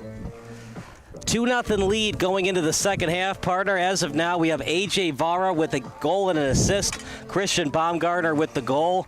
That's where we stand right now. It's really been the Vara-Baumgartner show. And on the opposite side for RKC, 3 of their 4 shots were by Nico Picha. So if Steel City could shut down Picha, they might have themselves a clean sheet and possibly a blowout victory today. Well, I think you are looking at that right now. On offense, of course, Vora is on one side and Baumgartner is on the other. Those are the 2 strikers, and you know, jokingly saying it. And then the rest of Steel City is on defense, right? They got the midfielders and the 4 defenders back, but they are going to do everything they can to keep this game no quality shots on net. And then if they can get a breakout or a counter, then they've got Vora or Baumgartner to go downfield with just the 2 of them on another give and go kind of a play.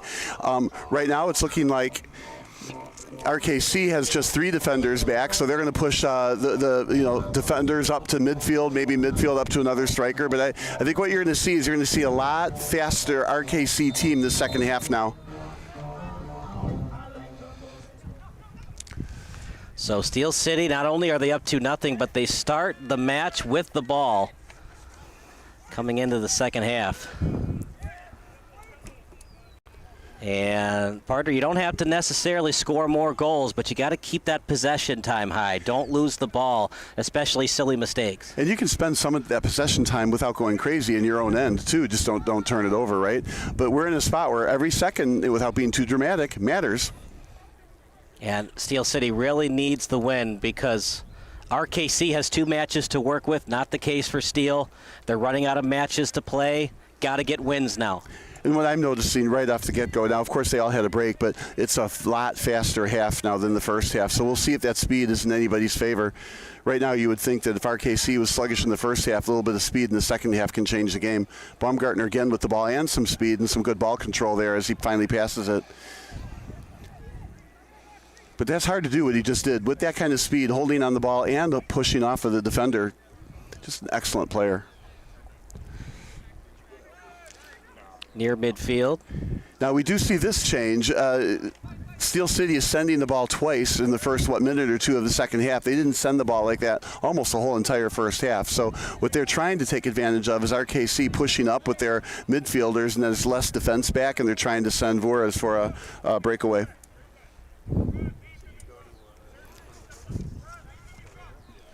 As that said, no one home to retrieve it, and Doppelhofer able to get it. What has Doppelhofer done today? He hasn't had to do a lot, but he's still credited with the clean sheet as of now. Well, I mean, he's been very fortunate. Those 3 early shots by RKC didn't go in. They weren't. They ended up not being, I guess, into the corner of the net. And the best thing he's done is his Steel City defense is bent, but has not broke. But he is a good goalie, so if another opportunity happens, he's got 2 chances to make the save, and they still win by 1. From routine maintenance to emergency repairs, Omega Plumbing skilled technicians deliver top-notch plumbing, heating, and cooling solutions to residential and commercial clients alike. Omega here's a chance in the box. That shot, another try. Still in the box, shot, loose ball. Oh, how did that not go in? Another try for RKC in the box. That shot. Little bit high, and Doppelhofer hanging on to his chinny chin as that ball was half an inch away from going past the goal line. That shot looked like it had eyes into the upper right corner. I was holding my breath on that shot, but it was some real nice offensive play by RKC. You have to say that that's a 4th quality, maybe even a 5th quality shot at that net. So RKC just hasn't been able to get the ball in. But again, the first 5 minutes of the second half, RKC has done very, very well. All they got to do is cut this goal in game in half with 1 goal, and and then push to get the other one. I'm intrigued that Baumgartner is still forward.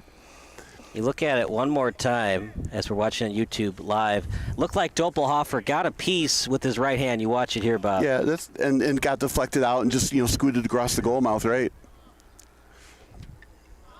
That's what the goalkeeper has to do. Get any piece of the ball that can change the direction of the ball, the trajectory of it, and keep it a 2-0 lead.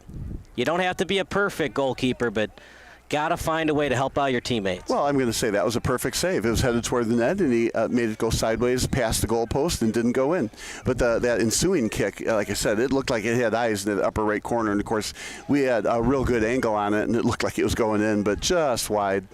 Right. There's going to be a foul called. I like that call. Again, it hasn't been a real aggressive game with the physicality when two people are going for the ball, but that one was one. There are 3 plays that show why a player is signed up to be the starting goalkeeper of the match. That was one of those plays for Doppelhofer. Meanwhile, for RKC Third Coast, it's been a tough day today thus far for Charlie Morose. You wonder, should he have been able to handle that ball that was in the box? Vora made him pay with a left-footed kick, and it changed the complexion of this game a little bit. 1-0 is certainly different than 2-0. Right, and I'm going to say that was a little bit of rebound control that maybe could have been handled, but it was a tough rebound to get. It was a low kick, bounced right in front of him. It was hard to dive and stop it, so he chose to make the save and push it away, and the defense didn't rescue him.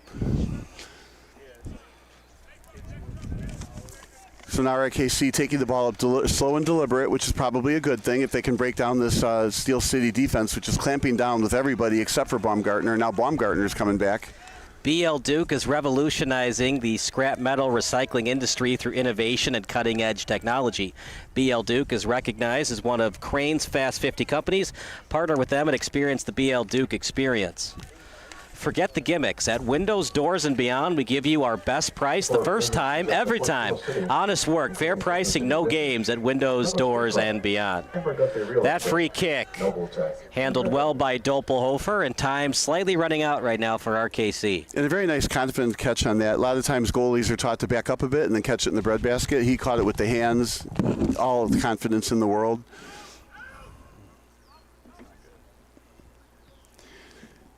There's another kick across the middle. There's a good shot into the corner that was saved by the defender. Yeah, it was excellent job that time. Yeah, but there's a lot of pressure and then just slipped. I mean, he was not touched. He slipped probably on the paint on the turf. What people sometimes don't realize is the turf is, the turf, right? But then when you paint the turf, it's slippery on that spot. And so I think he slipped on the end in Providence. Ball went out of bounds. It'll be a goal kick. But again, RKC showing some real pressure in the penalty box area. Chiropractic clinic in the Lincoln Way area for all age groups. Whether you're a desk worker or a high-level athlete. What I also like, at least with RKC, is they're in the penalty box area and they're not taking dives. So even though he fell, it wasn't like he was looking back at the referee saying, "Hey, I got fouled."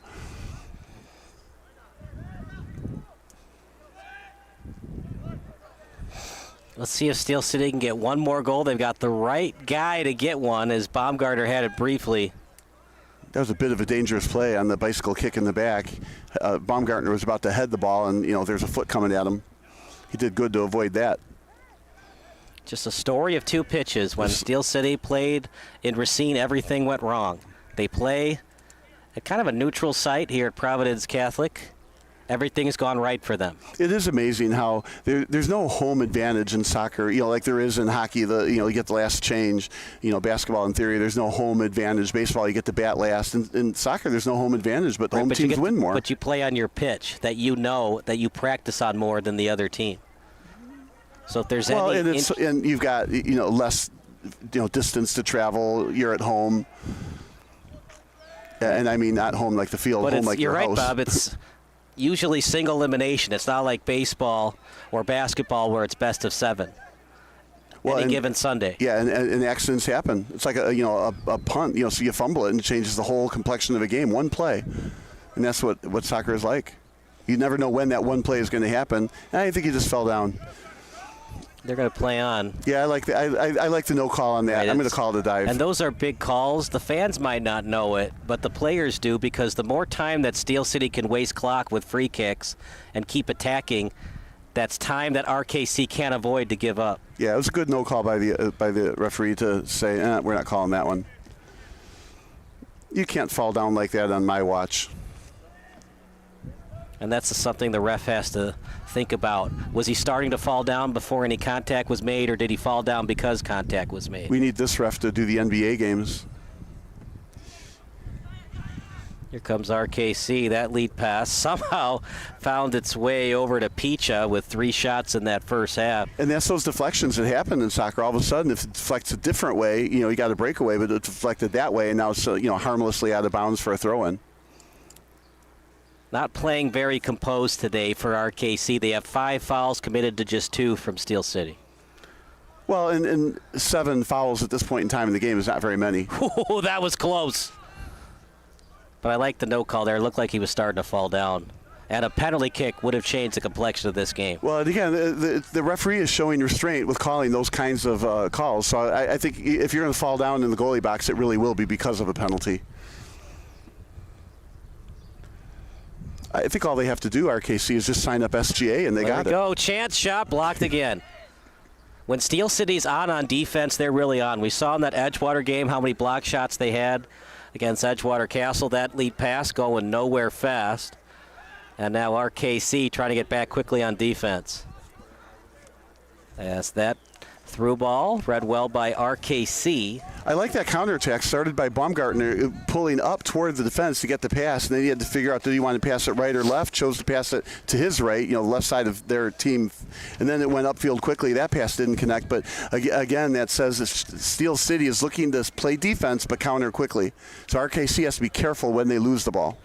Steel City would like to invite everyone on the field at the conclusion of the match for a picture and autograph session with the members of Steel City. Baumgartner scores! They're saying he was offsides. I do not think he was. Now, this is one you absolutely have to replay and take a look at. I think Baumgartner was carefully onside. Let's see. The referee on the side, the line judge, called him offside. So Baumgartner's there. He's behind. He's behind. He's behind. And they go to, yeah, he's in front. That's a good call. That's a good call. He cheated. That's the second time he's cheated. In baseball, he'd be out for another cheating. 3 strikes, you're out, right? Yeah, it was a good call. Looked like he was. The problem is we're going to replay that, and then the camera angle changed. We're never really going to know. Well, we got it on replay because we got both cameras. Yeah, you're going to have to put that one on your highlight reel and see.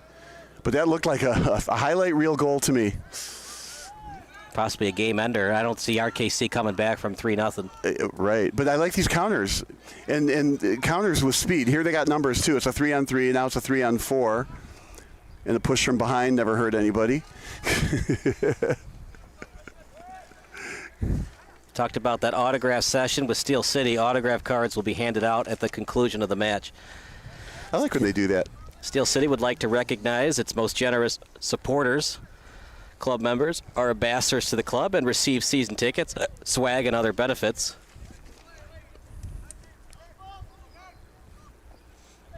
Inside the 10-yard line. Remember, the goal is 2 yards in front of where the end zone ends. So when we say he's at the 10, about 18 yards away from the net.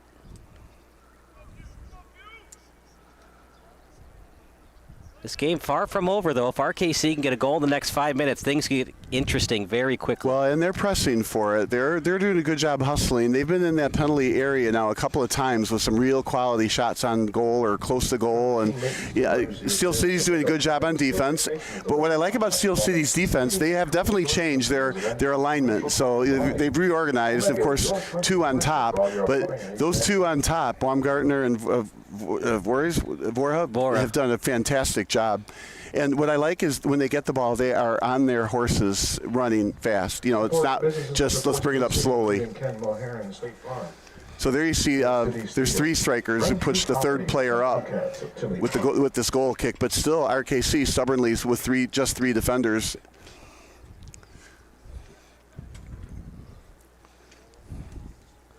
Steel City would like to thank its most generous supporters. Club members are ambassadors to the club and receive season tickets, swag, and other benefits, including the Markunis family, the Burfine family, the Kevin Cathelin family, and the Hanika family. Kirby, it's 2-0 still in favor of Steel City, but almost a goal that time for RKC Third Coast, but a great job on the deflection by one of Steel City's defenders, and still a 2-0 lead for Steel City. Yeah, you can feel the urgency for RKC. Coach over there is really pressing to the lads. First touch forward. You know, they've already put a lot of people forward, and that's why I think we've seen so many chances. But the offsides call, you know, when you put that many people forward and then you get down there, something like that offsides call can really be a make or break situation for the other team, as they, they're like, well, we were supposed to be the ones getting offsides calls. We're supposed to be the one up there, but now they're getting behind us. What else have you heard downstairs on the sidelines?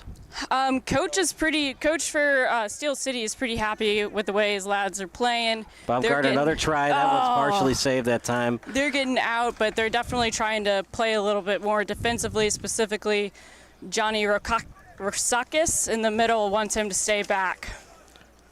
All right, Kirby, thank you so much. We'll see you in about 10 or 20 minutes from now. 2-0 lead right now for Steel City. It was O'Toole on that play on defense, and right close to him was Darlarge. That was a big play. It could have been a 2-1 lead for Steel instead of a 2-0 lead. At this end, that was a great save by the goalkeeper on that centering pass on Baumgartner. It could have been 3-0 over there. That was like point blank, and just goalie got right on his toes and deflected it wide. A great lead-in pass, and just a great save. So that's saving the game for RKC at this point in time. We're going to get a goal kick on that. Well, RKC is going after it, but I like they're getting back, Kirby so it's going to be a goal kick. Yeah, I like Kirby coming up and saying RKC now seems to have more of a sense of urgency, and you can see it on the field. And like she said, there was only 3 defenders back, more midfielders and another striker. So they've definitely pushed their offense up, but Steel City has matched that by pushing their defense back. But we're seeing a lot of pressure in the goal box into Steel City's defense.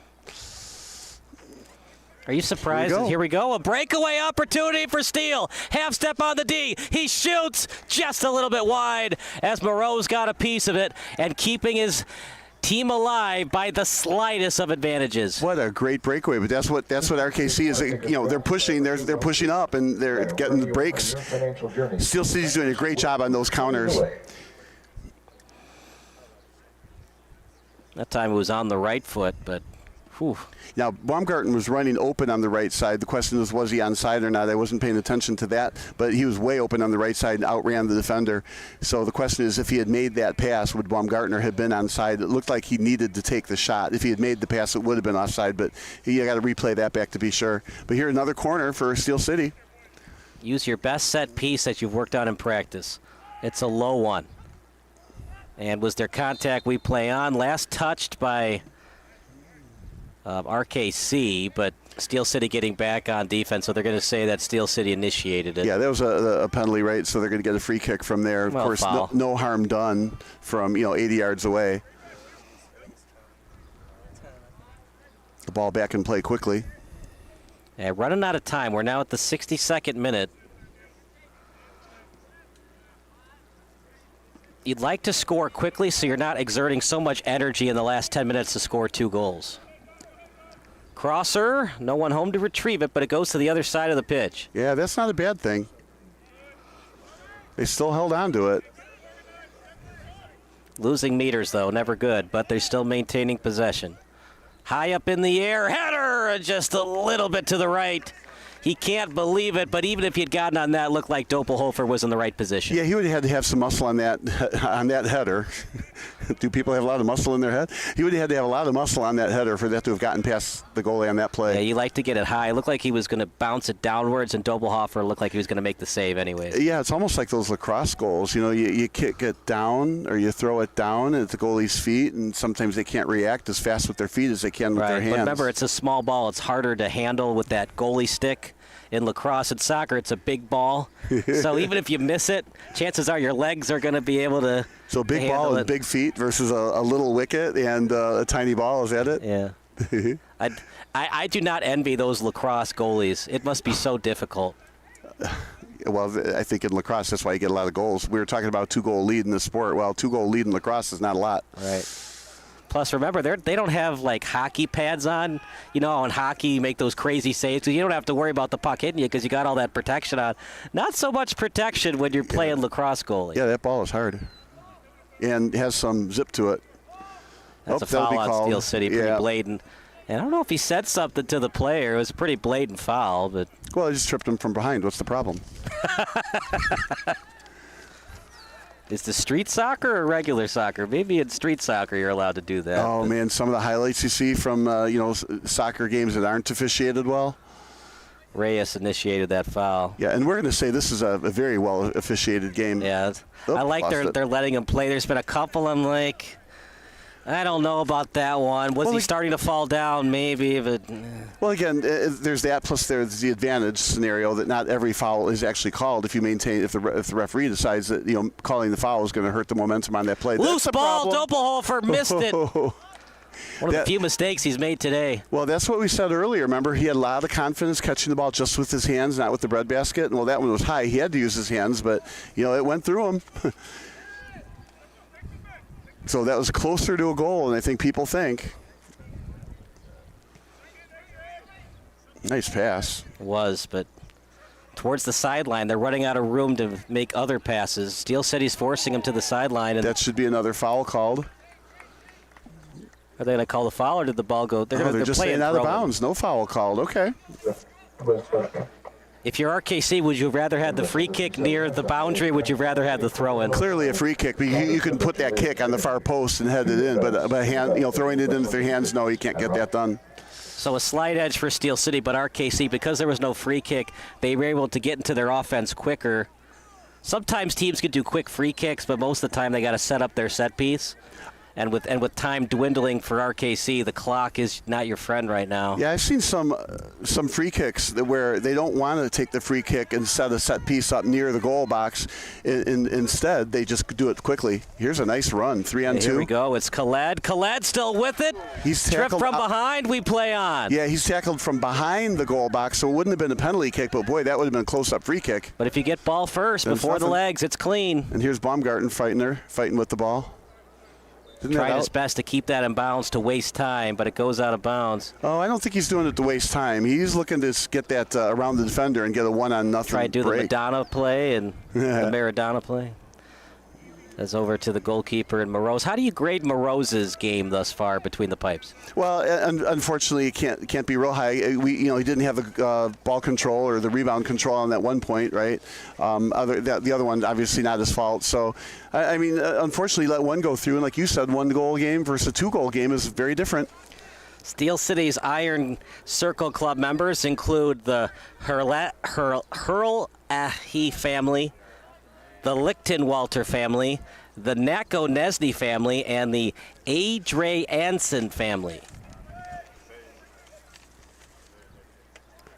Not a lot of stoppages, so when it gets to 90, we're not going to see a lot of extra time. But here again, that's a 3-on-3 break for Steel City. That just does not happen in soccer. RKC is definitely pushing up, but allowing these breaks to go back the other way. So RKC is really, really, really pushing in this game, and as a result, the defense is suffering. If it gets around his defender, it's a 3-on-2. Bob Gardner offloads it. Still in the box, loose ball, and went past the end line. Goal kick awarded for Morose. Yeah, and he won't spend too much time with it, but RKC's got to get upfield. It's been an RKC offense mostly shut down by Steel. 9 shots for RKC, just 2 on net. That's not going to get it done. Well, and that's been part of the problem. Their offense has been good. It just isn't going into the net. The shot on goal percentage for Steel City used to be 4 out of 6. Now it's 4 out of 9, so their last 3 shots have gone for naught. Still pretty good, though. When you're hovering around 50%, usually you're going to win soccer matches. You would think there'd be a spare soccer ball nearby somewhere, but no. And that kick netted, 15 or 20 seconds. Yeah, I was surprised when that goal kick was awarded for steal. It was actually an RKC player that got the ball. I like the sportsmanship, but you're wasting your own time. Just have one of the ball boys get it. Well, RKC didn't want to waste the time. I guess. They know the time in this game is valuable. It's running out. Like you said, every second is mattering. And some pushing and shoving. Got to be careful. You don't want to commit any yellow cards if you steal. Well, the yellow card is okay. You don't want to get a red card, of course, and you don't want to make any kind of a penalty in the box. Basically what I mean by not committing a yellow card, try not to give up set pieces. You can avoid it if you're Steel City. Make RKC earn it. Well, I think what they would say is put the yellow card but at the other end of the field, right? Commit a yellow card near the 16-yard box. 18-yard box, I should say, 16-meter box. And it'll take a few seconds for the referee to run up and get deliver the yellow card. So, Parter, this is a European game, right? Well, European match, I should say. Should we use yards or meters? Okay. Meters when you are overseas and yards when you are in America. It's an easy question. Fair enough. So it's an 18-yard box, but once we go across the pond, it's a 16-meter box. Yeah, whatever, 16.5 or whatever it is, right? But yeah, here I was looking up the dimensions before the game actually, and it's all in yards, which I think it's interesting. It's not in feet; it's all in yards. I would love to know how football became soccer, as it's become Americanized. Yeah, how did the rename happen? Why, right? 28 yards from the goal, shot. Moreau's read it well, and it goes wide. Yeah, I think we talked about this one other game, right, where football is appropriately named for this game, right? But we call it soccer. But real football, they only actually use their feet a couple times a game. Right. But that's called football. It's so weird why it's called football, because football came from rugby. Well, rugby is a good name. It's nice and neutral. Right. Yeah. But American football originated from the rugby that was played in the Ivy League. Yeah, but again, the name is just an odd name. I think we decided it should be called touchdown. Yeah, because, that's what's so weird about football, because, like I said, football came from rugby, a touchdown, because in rugby to score, you have to touch the ball down, and then it's awarded a try. Right. Interesting how it's called football. I mean, back in the day, they used to have drop kicks more. There used to be players that would actually drop kick field goals. Yeah, maybe there were more kicks back then, and that's why the name, 100 years ago was football. But there's very few times the foot touches the ball in football now. Meanwhile, even less with two-point conversions. Left-footed boot. Oh, that was nicely gotten out of the box there, out of danger at least temporarily. But here, the whole defense except for Baumgartner is packed in. Yeah, they are not giving up any cheap goals tonight. Even Baumgartner playing defense. And it needs to be on net. It takes too much work to bring the ball up. You only get a shot like that every 3 minutes or so, and you kick it out of bounds. It's a turnover. We've seen a lot of 28-yard shot attempts tonight. Would you prefer 25-yard shots or closer? Or if you get closer, you're not going to get that clean shot because that's where the defenders are. Well, the defenders are preventing that close-in shot. So I mean, we might see a couple more 28-foot yard football shots. But they're going to have to find a way to deflect it in through some kind of a header, a set piece, something. They're not going. I don't think those 28-footers are going to go in. And the way this game is headed, 2-0 is very likely to be a final. A little bit of embellishment there, but nonetheless a free kick. Of course, it's easy for me to say there was some embellishment there. So free kick at midfield and a fake kick at midfield. Yep, Steel City is in no rush right now.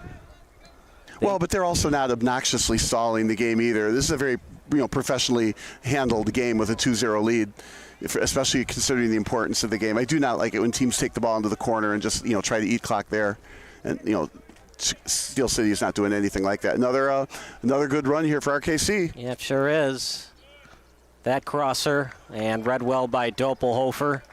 And rebound control there. Got the ball in his hands, held on to it. There was no rebound. Nobody else could get it. And what we also saw is Steel City, if you were to replay it back, marked every one of the offensive players in the box. So there was nobody open. Even if that was rebounded, no offensive player was going to at least not likely get it. Very nice save. Again, confident with his hands.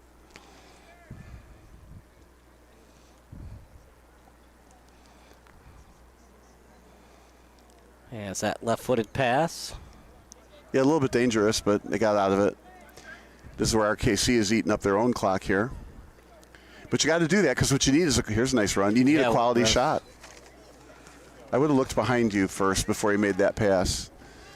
You know, we talked a lot about the Howeiler brothers. They've been shut down by Steel City today.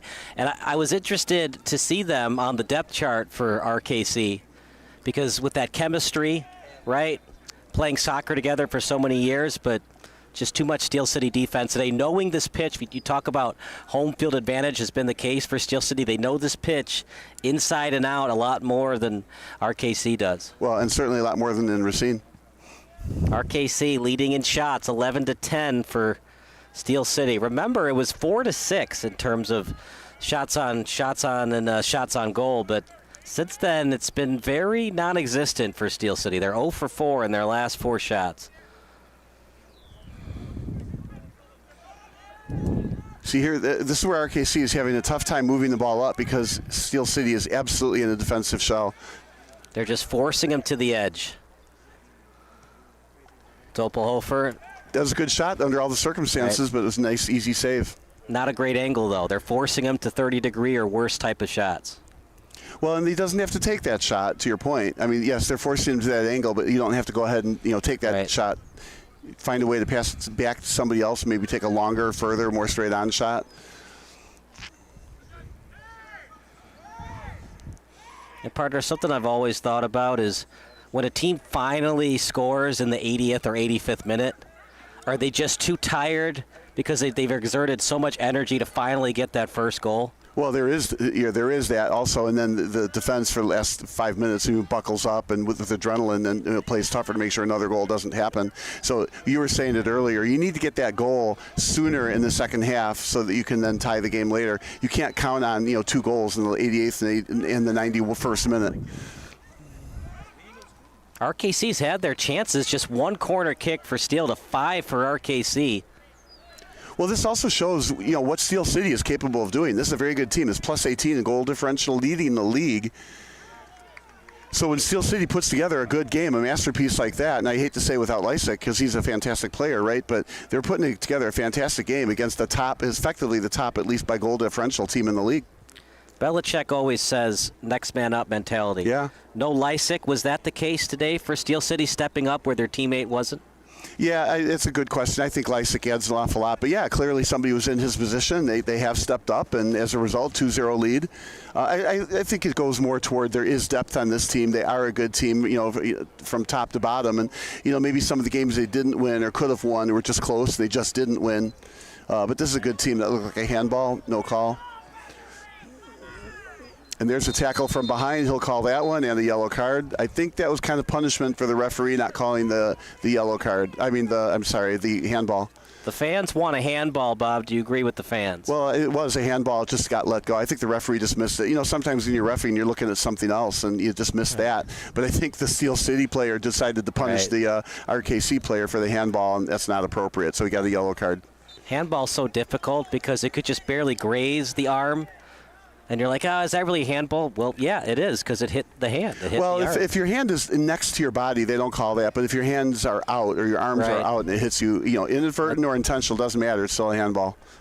Nice move. Nice move, yeah. Yep, switching to the right. Move. Nowhere to go. Block shot again. See, that had no chance to go in the net. Just good defense by Steel. They're forcing them away from the middle, away from that 45-degree angle shot, and forcing them into tough angle shots. It's either going to get blocked, or it's going to go right through the wall, or it's going to be an easy save for Doppelhofer. And there's lots of feet in the way, and bodies and hands and heads and everything else. Ooh, I thought that was Baumgartner for a second that was hurt. That's one guy you can't have hurt. He's got to be tired, multitasking between playing for Des Moines and Steel City. Maybe that, but you also end up in shape as a result. But here they've got him as a striker, so there's less running. You put him at midfield, oh my God, the running is insane. Transport is committed to empowering its driver. I don't know what position they have him playing at Des Moines, but here he's forward.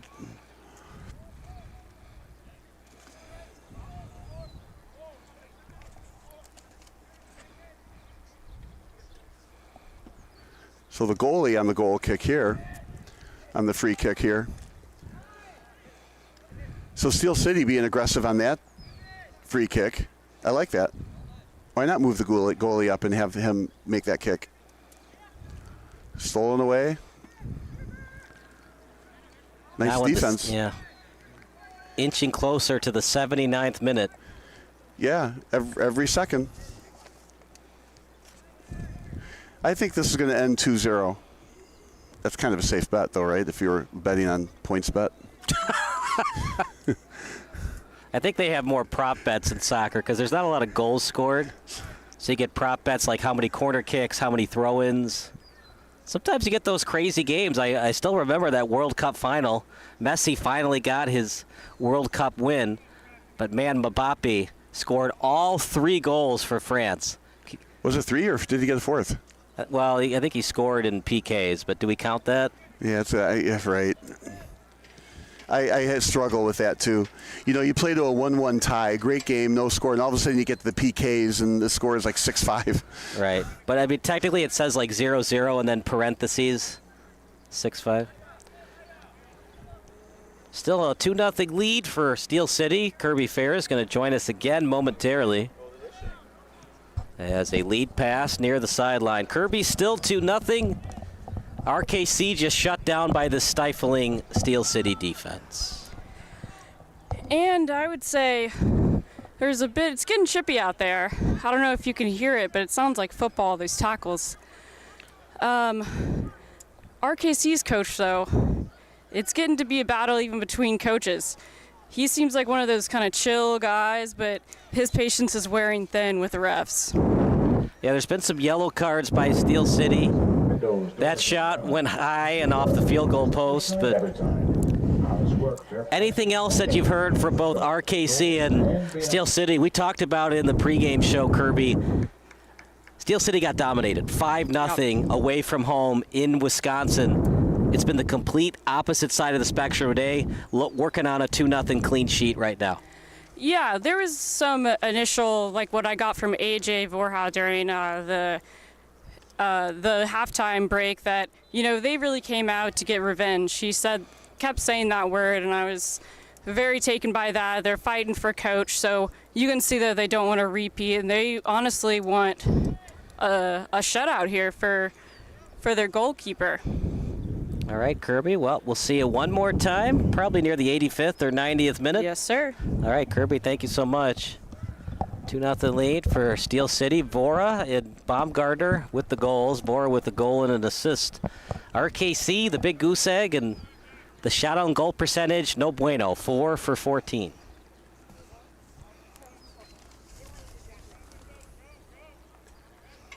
So that means Kirby will have to walk down that ladder just one more time. Look at the ball went out and over the fence, and the player climbed over the fence. Come on, go to your right 10 feet. You can go around. You can go through the gate. Right. But, again, down by 2 goals, they don't want time to go by, so he went and got the ball. You would think that there'd be some kids with soccer balls around the outside of this field, outside the Matt Senfrener field. I think I said that a little bit better this time. Both teams doing a good job staying on side. Only 2 offsides in the entire match. Both of them committed by Baumgartner. Well, in that second one, you got to replay that one. I thought he was offside. Well, you had a camera shift right when you really needed to know. It was a nice camera shift, though. It was right as the pass happened. You could see that he was ahead of the last defender. Yeah, like I said, I want to see that again. But I will watch it again. Of course, you'll put that on the highlight tape. Excellent ball control in the box until it wasn't. They get so close and then so far. Well, that's why you do that keep-away game, because you're close quarters. You have to pass the ball one touch to your teammate, but there was no teammate one touch away. 83rd minute, 2-0 lead for Steel City. Losing meters. Yeah, I kind of like that call. He's kicking, maybe falling backwards, but then gets run over. So a free kick from there is probably appropriate. This is the time of the match where RKC has to consider, do we want to set up a free kick or do we just do a tap pass and keep the match going so we don't waste any more time? Well, and later in games, those tap passes do happen. But I think this is going to be a far post to hope for a deflection. Might be RKC's last chance to get back into this match. Well, they'll get a couple more with 82 minutes to go. It's a nice boot. Ooh, did Doppelhofer touch that, or did Steel City touch it? I couldn't really tell, but I'll tell you, that was exactly where he wanted to kick it. That was a really nice centering pass. Here's another centering pass from the far side, not connecting. Yeah. RKC has numbers, though. Crosser in front, cleared well by Steel. Well defended. If that didn't get deflected, that would have been an easy connection. All right, now running free on the left side, wide open. That was Vora. Remember, if they had called a handball on Steel City in the box, that would have been a PK. Right. Yeah, no, it wasn't a handball. I definitely thought Doppelhofer touched it, but there were so many Steel City players around it. Maybe. Yeah, I didn't like that push just then. That caused a turnover. I think I would like to have seen that get called, even though it would have been a pretty meaningful free kick. Watching a replay again. That's a big no call, but I don't think it was a handball either. Here it is. Did Doppelhofer touch it? Was it touch on a hand? Okay, yeah, at the last second, Doppelhofer went over the top and got his fingertips on it. 14, Johnny Osakis in the 77th minute. All right, RKC absolutely nothing close to giving up. They are giving it everything they can to tie it. Right. Oh, that was a nice interception. And for people that are watching, oh, come on, was there a handball in the box? I've seen it. I saw it in a championship match last season, the Midwest Premier League. Chicago House, it was tied with RWB Adria. And believe it or not, Chicago House committed a handball in the 18-yard box. They called PK. Adria scored. They won the championship. Yeah, it's a red card. You're out of the game, and you're also not off for the next game if it's intentional, saving a goal. Right. But sometimes you feel like it's worth it because that ball would have gone in if you didn't stop it. Well, it was just he was backtracking and he tried to use his chest and it accidentally got the arm, so they didn't call red card. Yeah, that's different then. But it was still a handball. Arm is part of your hand, is it not? And anatomy connected to the elbow bone. They called handball, and there was the no handball called. If you remember, Bob, it was a match where if Ireland had won the match, that's a foul. Might be a red. No. Nope, they're just going to say I don't even think it should have been a yellow, but okay. It was definitely a push, but. Well, and because it was an intentional push, you'd argue, not a soccer play, hence the yellow, but I would have let that go. It was a very unnecessary. The reason why I brought up red, it was so unnecessary. Plus, look how close he was to the platform. Yeah, well, that's nothing but cushion except for the post part. Right, but if his foot touches a weird part of that cushion. Yeah. Yeah, I think that was an effect by the referee, sensing the chippiness in the play and decided if I can nip this if I would just, call a couple of these yellow cards. Win the game on the soccer field, not in the ring, so to speak. 2 yellow cards for Steele, 1 for RKC. Nice bicycle kick clear. Here's a hold, no call. Another send, that's offside. Baumgartner goes after it. Who touched it first? And we play on because it was touched by Moroz. Baumgartner is slow to get up. Yep, I think he's laying there saying, ouch.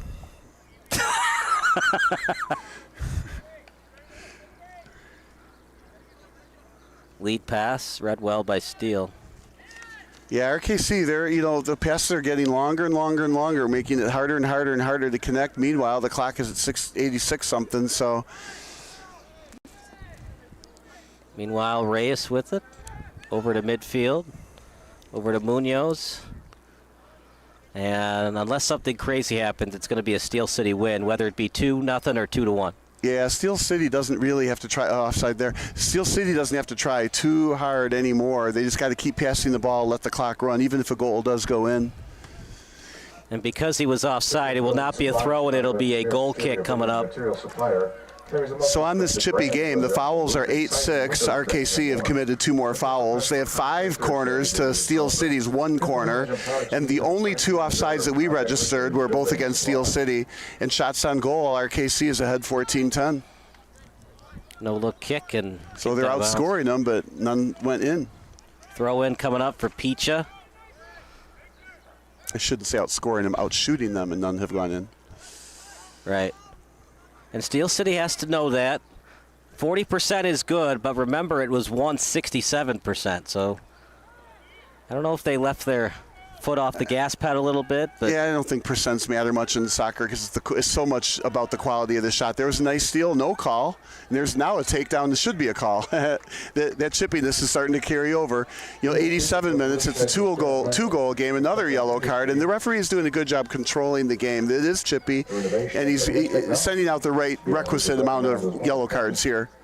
50 companies partner with them. Experience to be able to. So you have to say this is a well-refereed 2-0 win.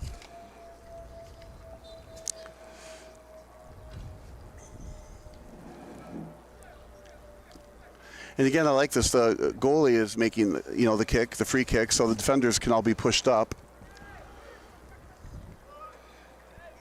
In the 89th minute, don't go anywhere. The post-game show brought to you by Ozinga. Baumgartner, through ball. It's a good one, right on target.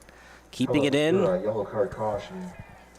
Yeah, still in play, surprisingly. Still in play again. No one home to retrieve it, but RKC can't get back into the play quick enough. Shown to RKC third coast, number 32, Nico Picha. As 27, Nugent was after it. Yeah, if he was in a little different position, that pass was going to go right to him. But he was like you like to say, 90 degrees from the net. If he stayed 45 or 50 degrees from the net, that he would have had an easy goal on that pass. Shot, easy save. That's easy for us to say way up here, but it was a good save. I mean, he did shoot it right at him.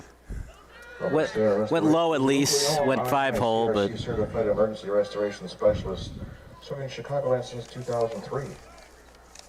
Available 24. Oh, and there's a trip from behind, so they're going to get a free kick from here. 89-25 on the clock. So this ball has to go in, and then they're going to have to score when 1 or 2 minutes of extra time gets added. And really, I don't know why 1 or 2 minutes of extra time will even be added. There haven't been any stoppages of play, really. A couple of yellow cards, but otherwise the ball that went over the fence was about it. By the way, every goal today is brought to you by Pursuit Wealth Group. First goal was scored by Christian Baumgartner, assisted by A.J. Vora. Second goal was scored by A.J. Vora, unassisted. And here we got a break coming, a 3-on-1. Each corner kick today for Steel City, it's only happened once. Brought to you by Pursuit Wealth Group. That was some real nice hustle by RKC to get that ball back. In the 91st minute, falling to the pitch, fell on his own accord. And all Steel City has to do is avoid stuff like that. And they didn't. And they're going to get this free kick right out in front. Now, remember we said this earlier. It's hard to get the ball up over the heads and below the crossbar. So I think you're going to have to look for a deflection on this shot, not just a free kick at the net. But we'll see what they do. Probably one guy will run through it, fake a left kick, and then the other guy with the right foot will kick it. We'll see what they do. And if you're Steel City, don't even fool around with it. Just get it out. Yeah, they don't have to kick it out. Just get it out. Yeah, they don't have too much time to waste here. So the clock stops at 90 on the field, right? And now it's up to whatever the fourth referee says there's time to go in the game. What a big goal that was by Vora. 1-0 is so much different than 2-0. Absolutely. That shot just a little bit wide. Did Doppelhofer touch it? He did not. Goal kick awarded. Yeah, and Steel City looks like to get their clean sheet of their second clean sheet season. Yeah, and that ball went through the wall, untouched, just wide, which explains why it went through the wall.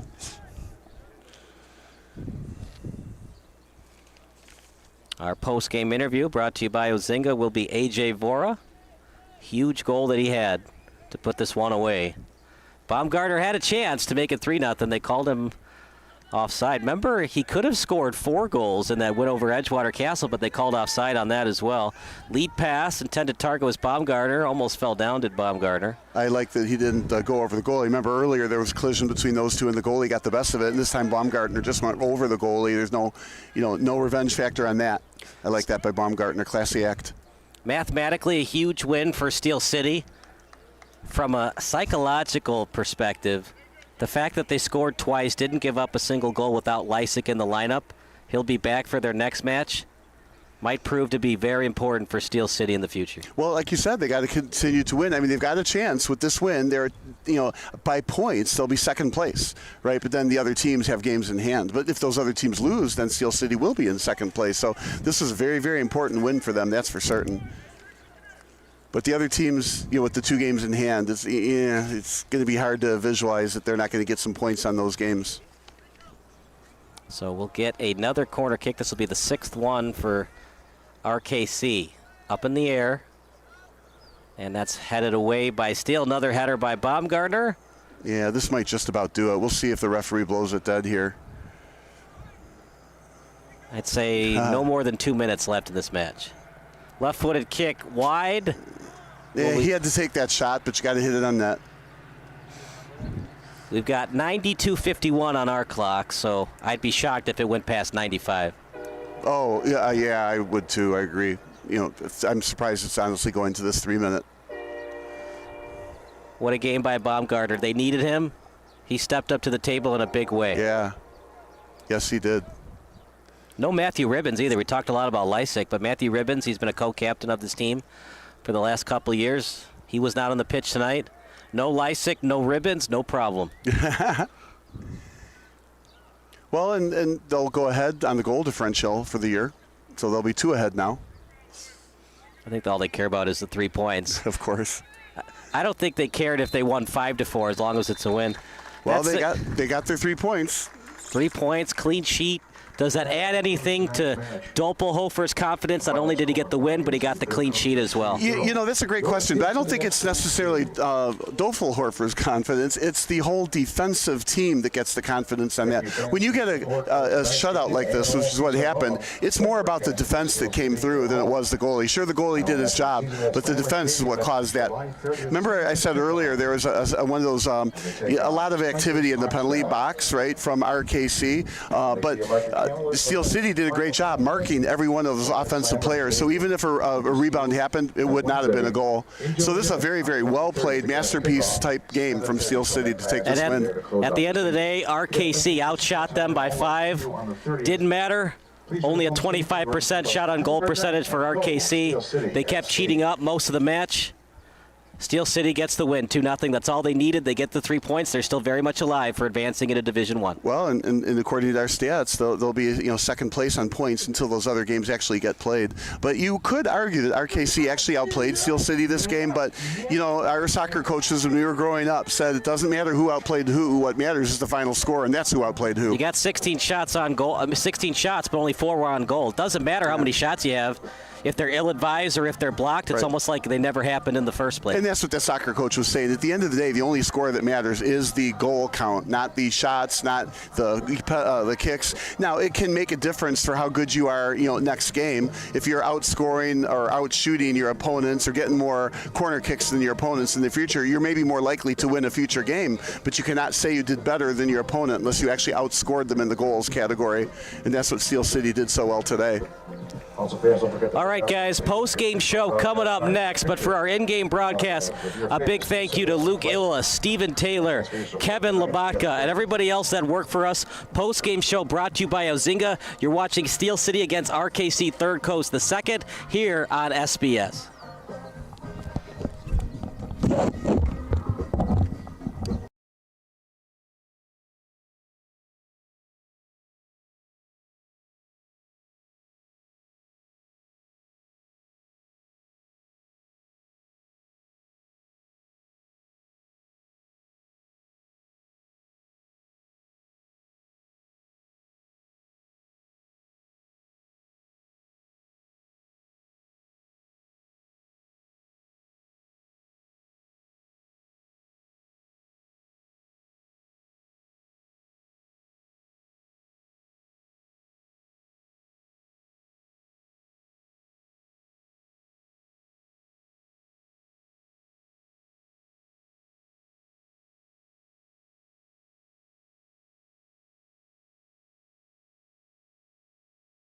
Why Soccer.com?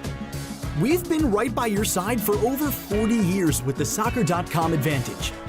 Unmatched selection and expertise. Free shipping on footwear and the 30-day wear test. Save up to 10% on every purchase and join the millions of Gold Club members in the Soccer.com community with a Gold Club membership, the longest-running soccer rewards program in the U.S. Delivering the game since 1984. Shop Soccer.com.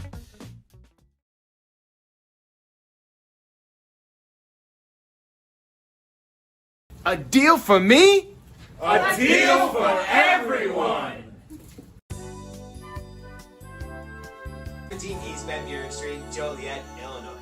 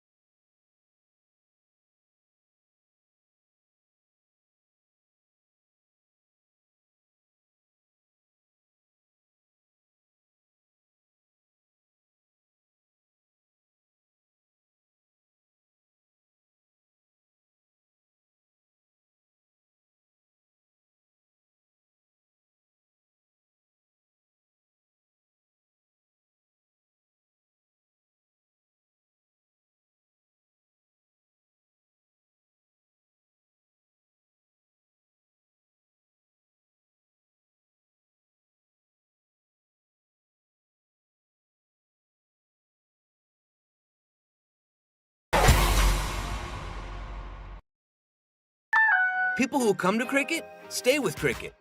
I'm a farm manager, and I'm always here. My service is reliable thanks to Cricket. Reliable service deserves a free 5G phone. Smile, you're on Cricket.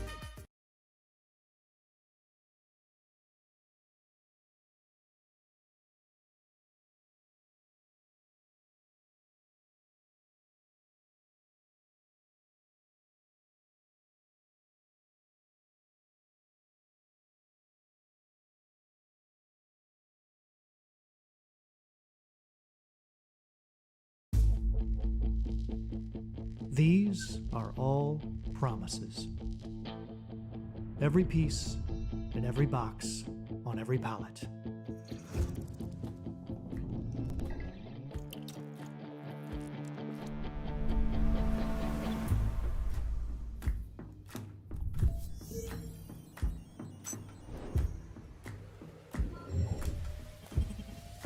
Promises. They fill every square inch and ride on every mile. Over mountains, oceans, borders, rain, sleet, snow. Beneath it all is our promise. Because we know that when we deliver on our promise, business moves forward. And you can keep your promise. Coyote Logistics. Drive your business forward. The customer service has just blown us away. I have never reached out and not gotten a response within a couple hours, honestly. Like every single time, it's immediate.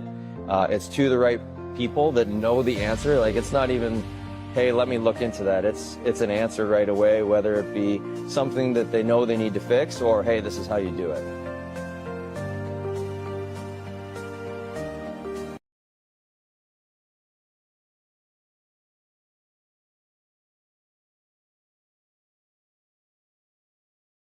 Before you know it, you'll know my name and how to pronounce it. You'll know the meaning of ขอบคุณค่ะ Before you know it, you'll call me son. You call me daughter. You call me brother. You call us sisters. Your family will make a difference in how America is perceived and what America stands for. And we invite you to welcome and extend student-like community to your home and your family.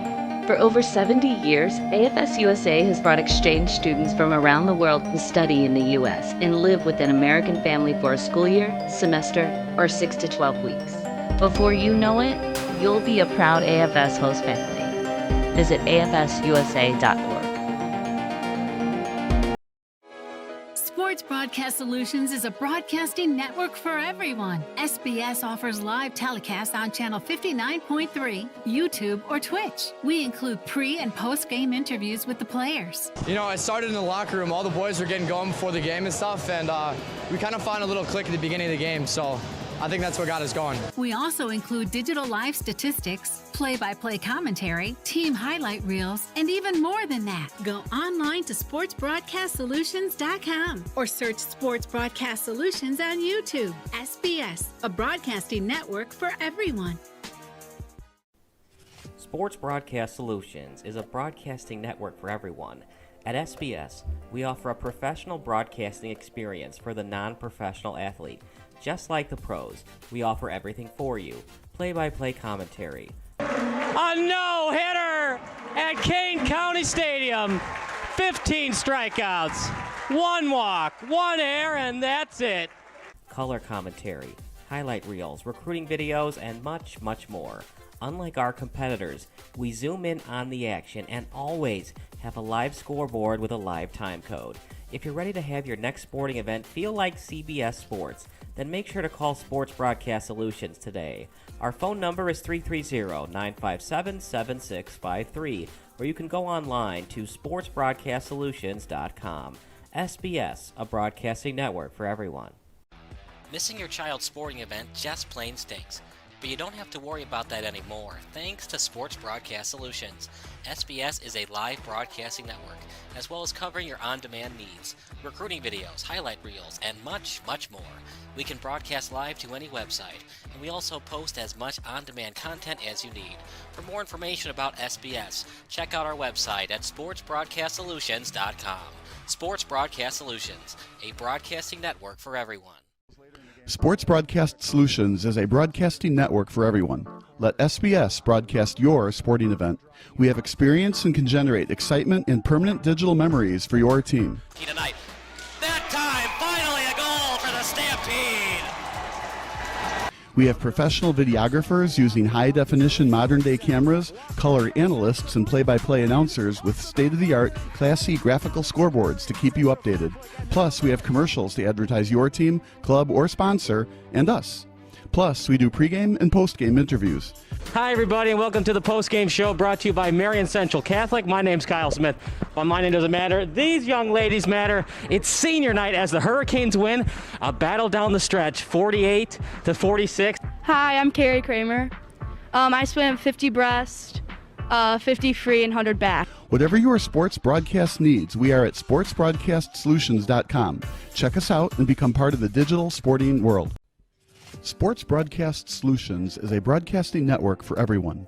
Instead of spending hundreds or thousands with all these college recruiting sites, let us put together your college highlight reel. For just a fraction of your potential college scholarship and significantly less than these recruiting services, we got this. In addition, we put together highlight reels for teams, including high school, your club team, or travel team. My teammate gave me a great pass, and I just took it. The other team slashed me, took the opportunity, saw where the goalie was weak, and I just shot it there. Solon, O'Connor, and Marsh back on defense. And Marsh gets a blowout. We got a breakaway at 2-0. A shot, and a goal! So 3-3. The power play was officially over. Whatever your sports broadcast needs, check us out at sportsbroadcastsolutions.com. Check us out and become part of the digital world. Sports Broadcast Solutions is a broadcasting network for everyone. For those of you who would like to broadcast or live stream your event, or maybe make a highlight tape, but would like a sponsor to fund the event, SBS has a myriad of ways to advertise your sponsor during our broadcasts. We have commercials. We have on-air reads by the announcers. Albatross Physical Therapy and Wellness specializes in pain-free. We have graphics, and we have watermarks. Finally, Sports Broadcast Solutions can create a commercial for you or your sponsor. Whatever your sports broadcast needs, we are at sportsbroadcastsolutions.com. Check us out and become part of the digital sporting world. Sports Broadcast Solutions is a broadcasting network for everyone. For those of you that just want raw footage of your sporting event, but no play-by-play or color commentary, you just need us to live stream video from the event over the internet. We will live stream your event on YouTube on our Sports Broadcast Solutions channel. In addition, we also have a dedicated channel on YouTube for live streaming at SBS Livestream. And if you need multiple channels, we can utilize Facebook Livestream and Instagram Live on our channel as well.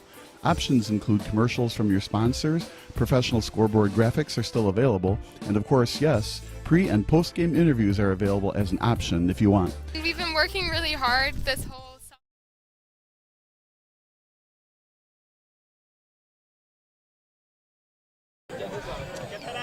Welcome to the Post-Game Show brought to you by Ozinga. I'm Kyle Smith. Welcome to the Post-Game Show brought to you by Ozinga. I'm Kyle Smith, along with the SBS Man of the Match, AJ Bora. A goal and an assist. Steel City with a crucial 2-0 win over RKC Third Coast. They're still very much alive to advance back to Division I in the Midwest Premier League Heartland Conference. Big win for you tonight. Not only that, but you guys were a little bit angry. They beat you 5-0 a couple months ago back in Racine. Yeah, we were pretty angry about that time because they were talking a lot on the field too, and we promised Coach we're going to get this win today, and we got the win. Now it's time to celebrate. What else can you say about Christian Baumgartner, recognized by the Des Moines Menace to play at the USL2 level as well? Big-time goal from him to make it 1-0, set the table for you guys, and you guys never look back. Christian's a great player. He could play in any position on the field, and he looks great. And I'm happy to be sharing with him, and he works hard all the time. And thank you, Christian, for finishing that goal. Sebastian Doppelhofer with the big 2-0 clean sheet for you. You get the shutout. What has he worked on in practice? He was great tonight. I just met Sebastian 2 weeks ago, but I got nothing good things to say. He saves everything. He's really secure in the back, and that's all I can wish for. Thank you. A big play happened in the 65th minute. Looked like that RKC was going to score a goal, but Darlarge and O'Toole were there where Doppelhofer wasn't, and they made sure that goal wasn't scored, and you guys get the 2-0 clean sheet win. I'm never worried if any team's against our defense. I know Trey's going to handle everything in the back, Martin on the right, and I'm grateful to have a defense like this. Final thoughts about the win tonight. You're still behind, but you get 14 points now total on the season. You're only trailing Edgewater Castle 2 points for first place in Division II. I'm not worried about anything with this team. Every time we go with our hardest, sometimes we lose, sometimes we win. But this is the last game of the season. We're going to take this win, hopefully get promoted, and catch up to Edgewater. That's AJ Vora. That does it for our postgame show. So for everybody that worked for us tonight, Stephen Taylor, Kirby Fairs, Bob Bilsoe, Daniel Hirsch, and everybody else that worked for us tonight, thank you so much, and we'll see you next time on SBS.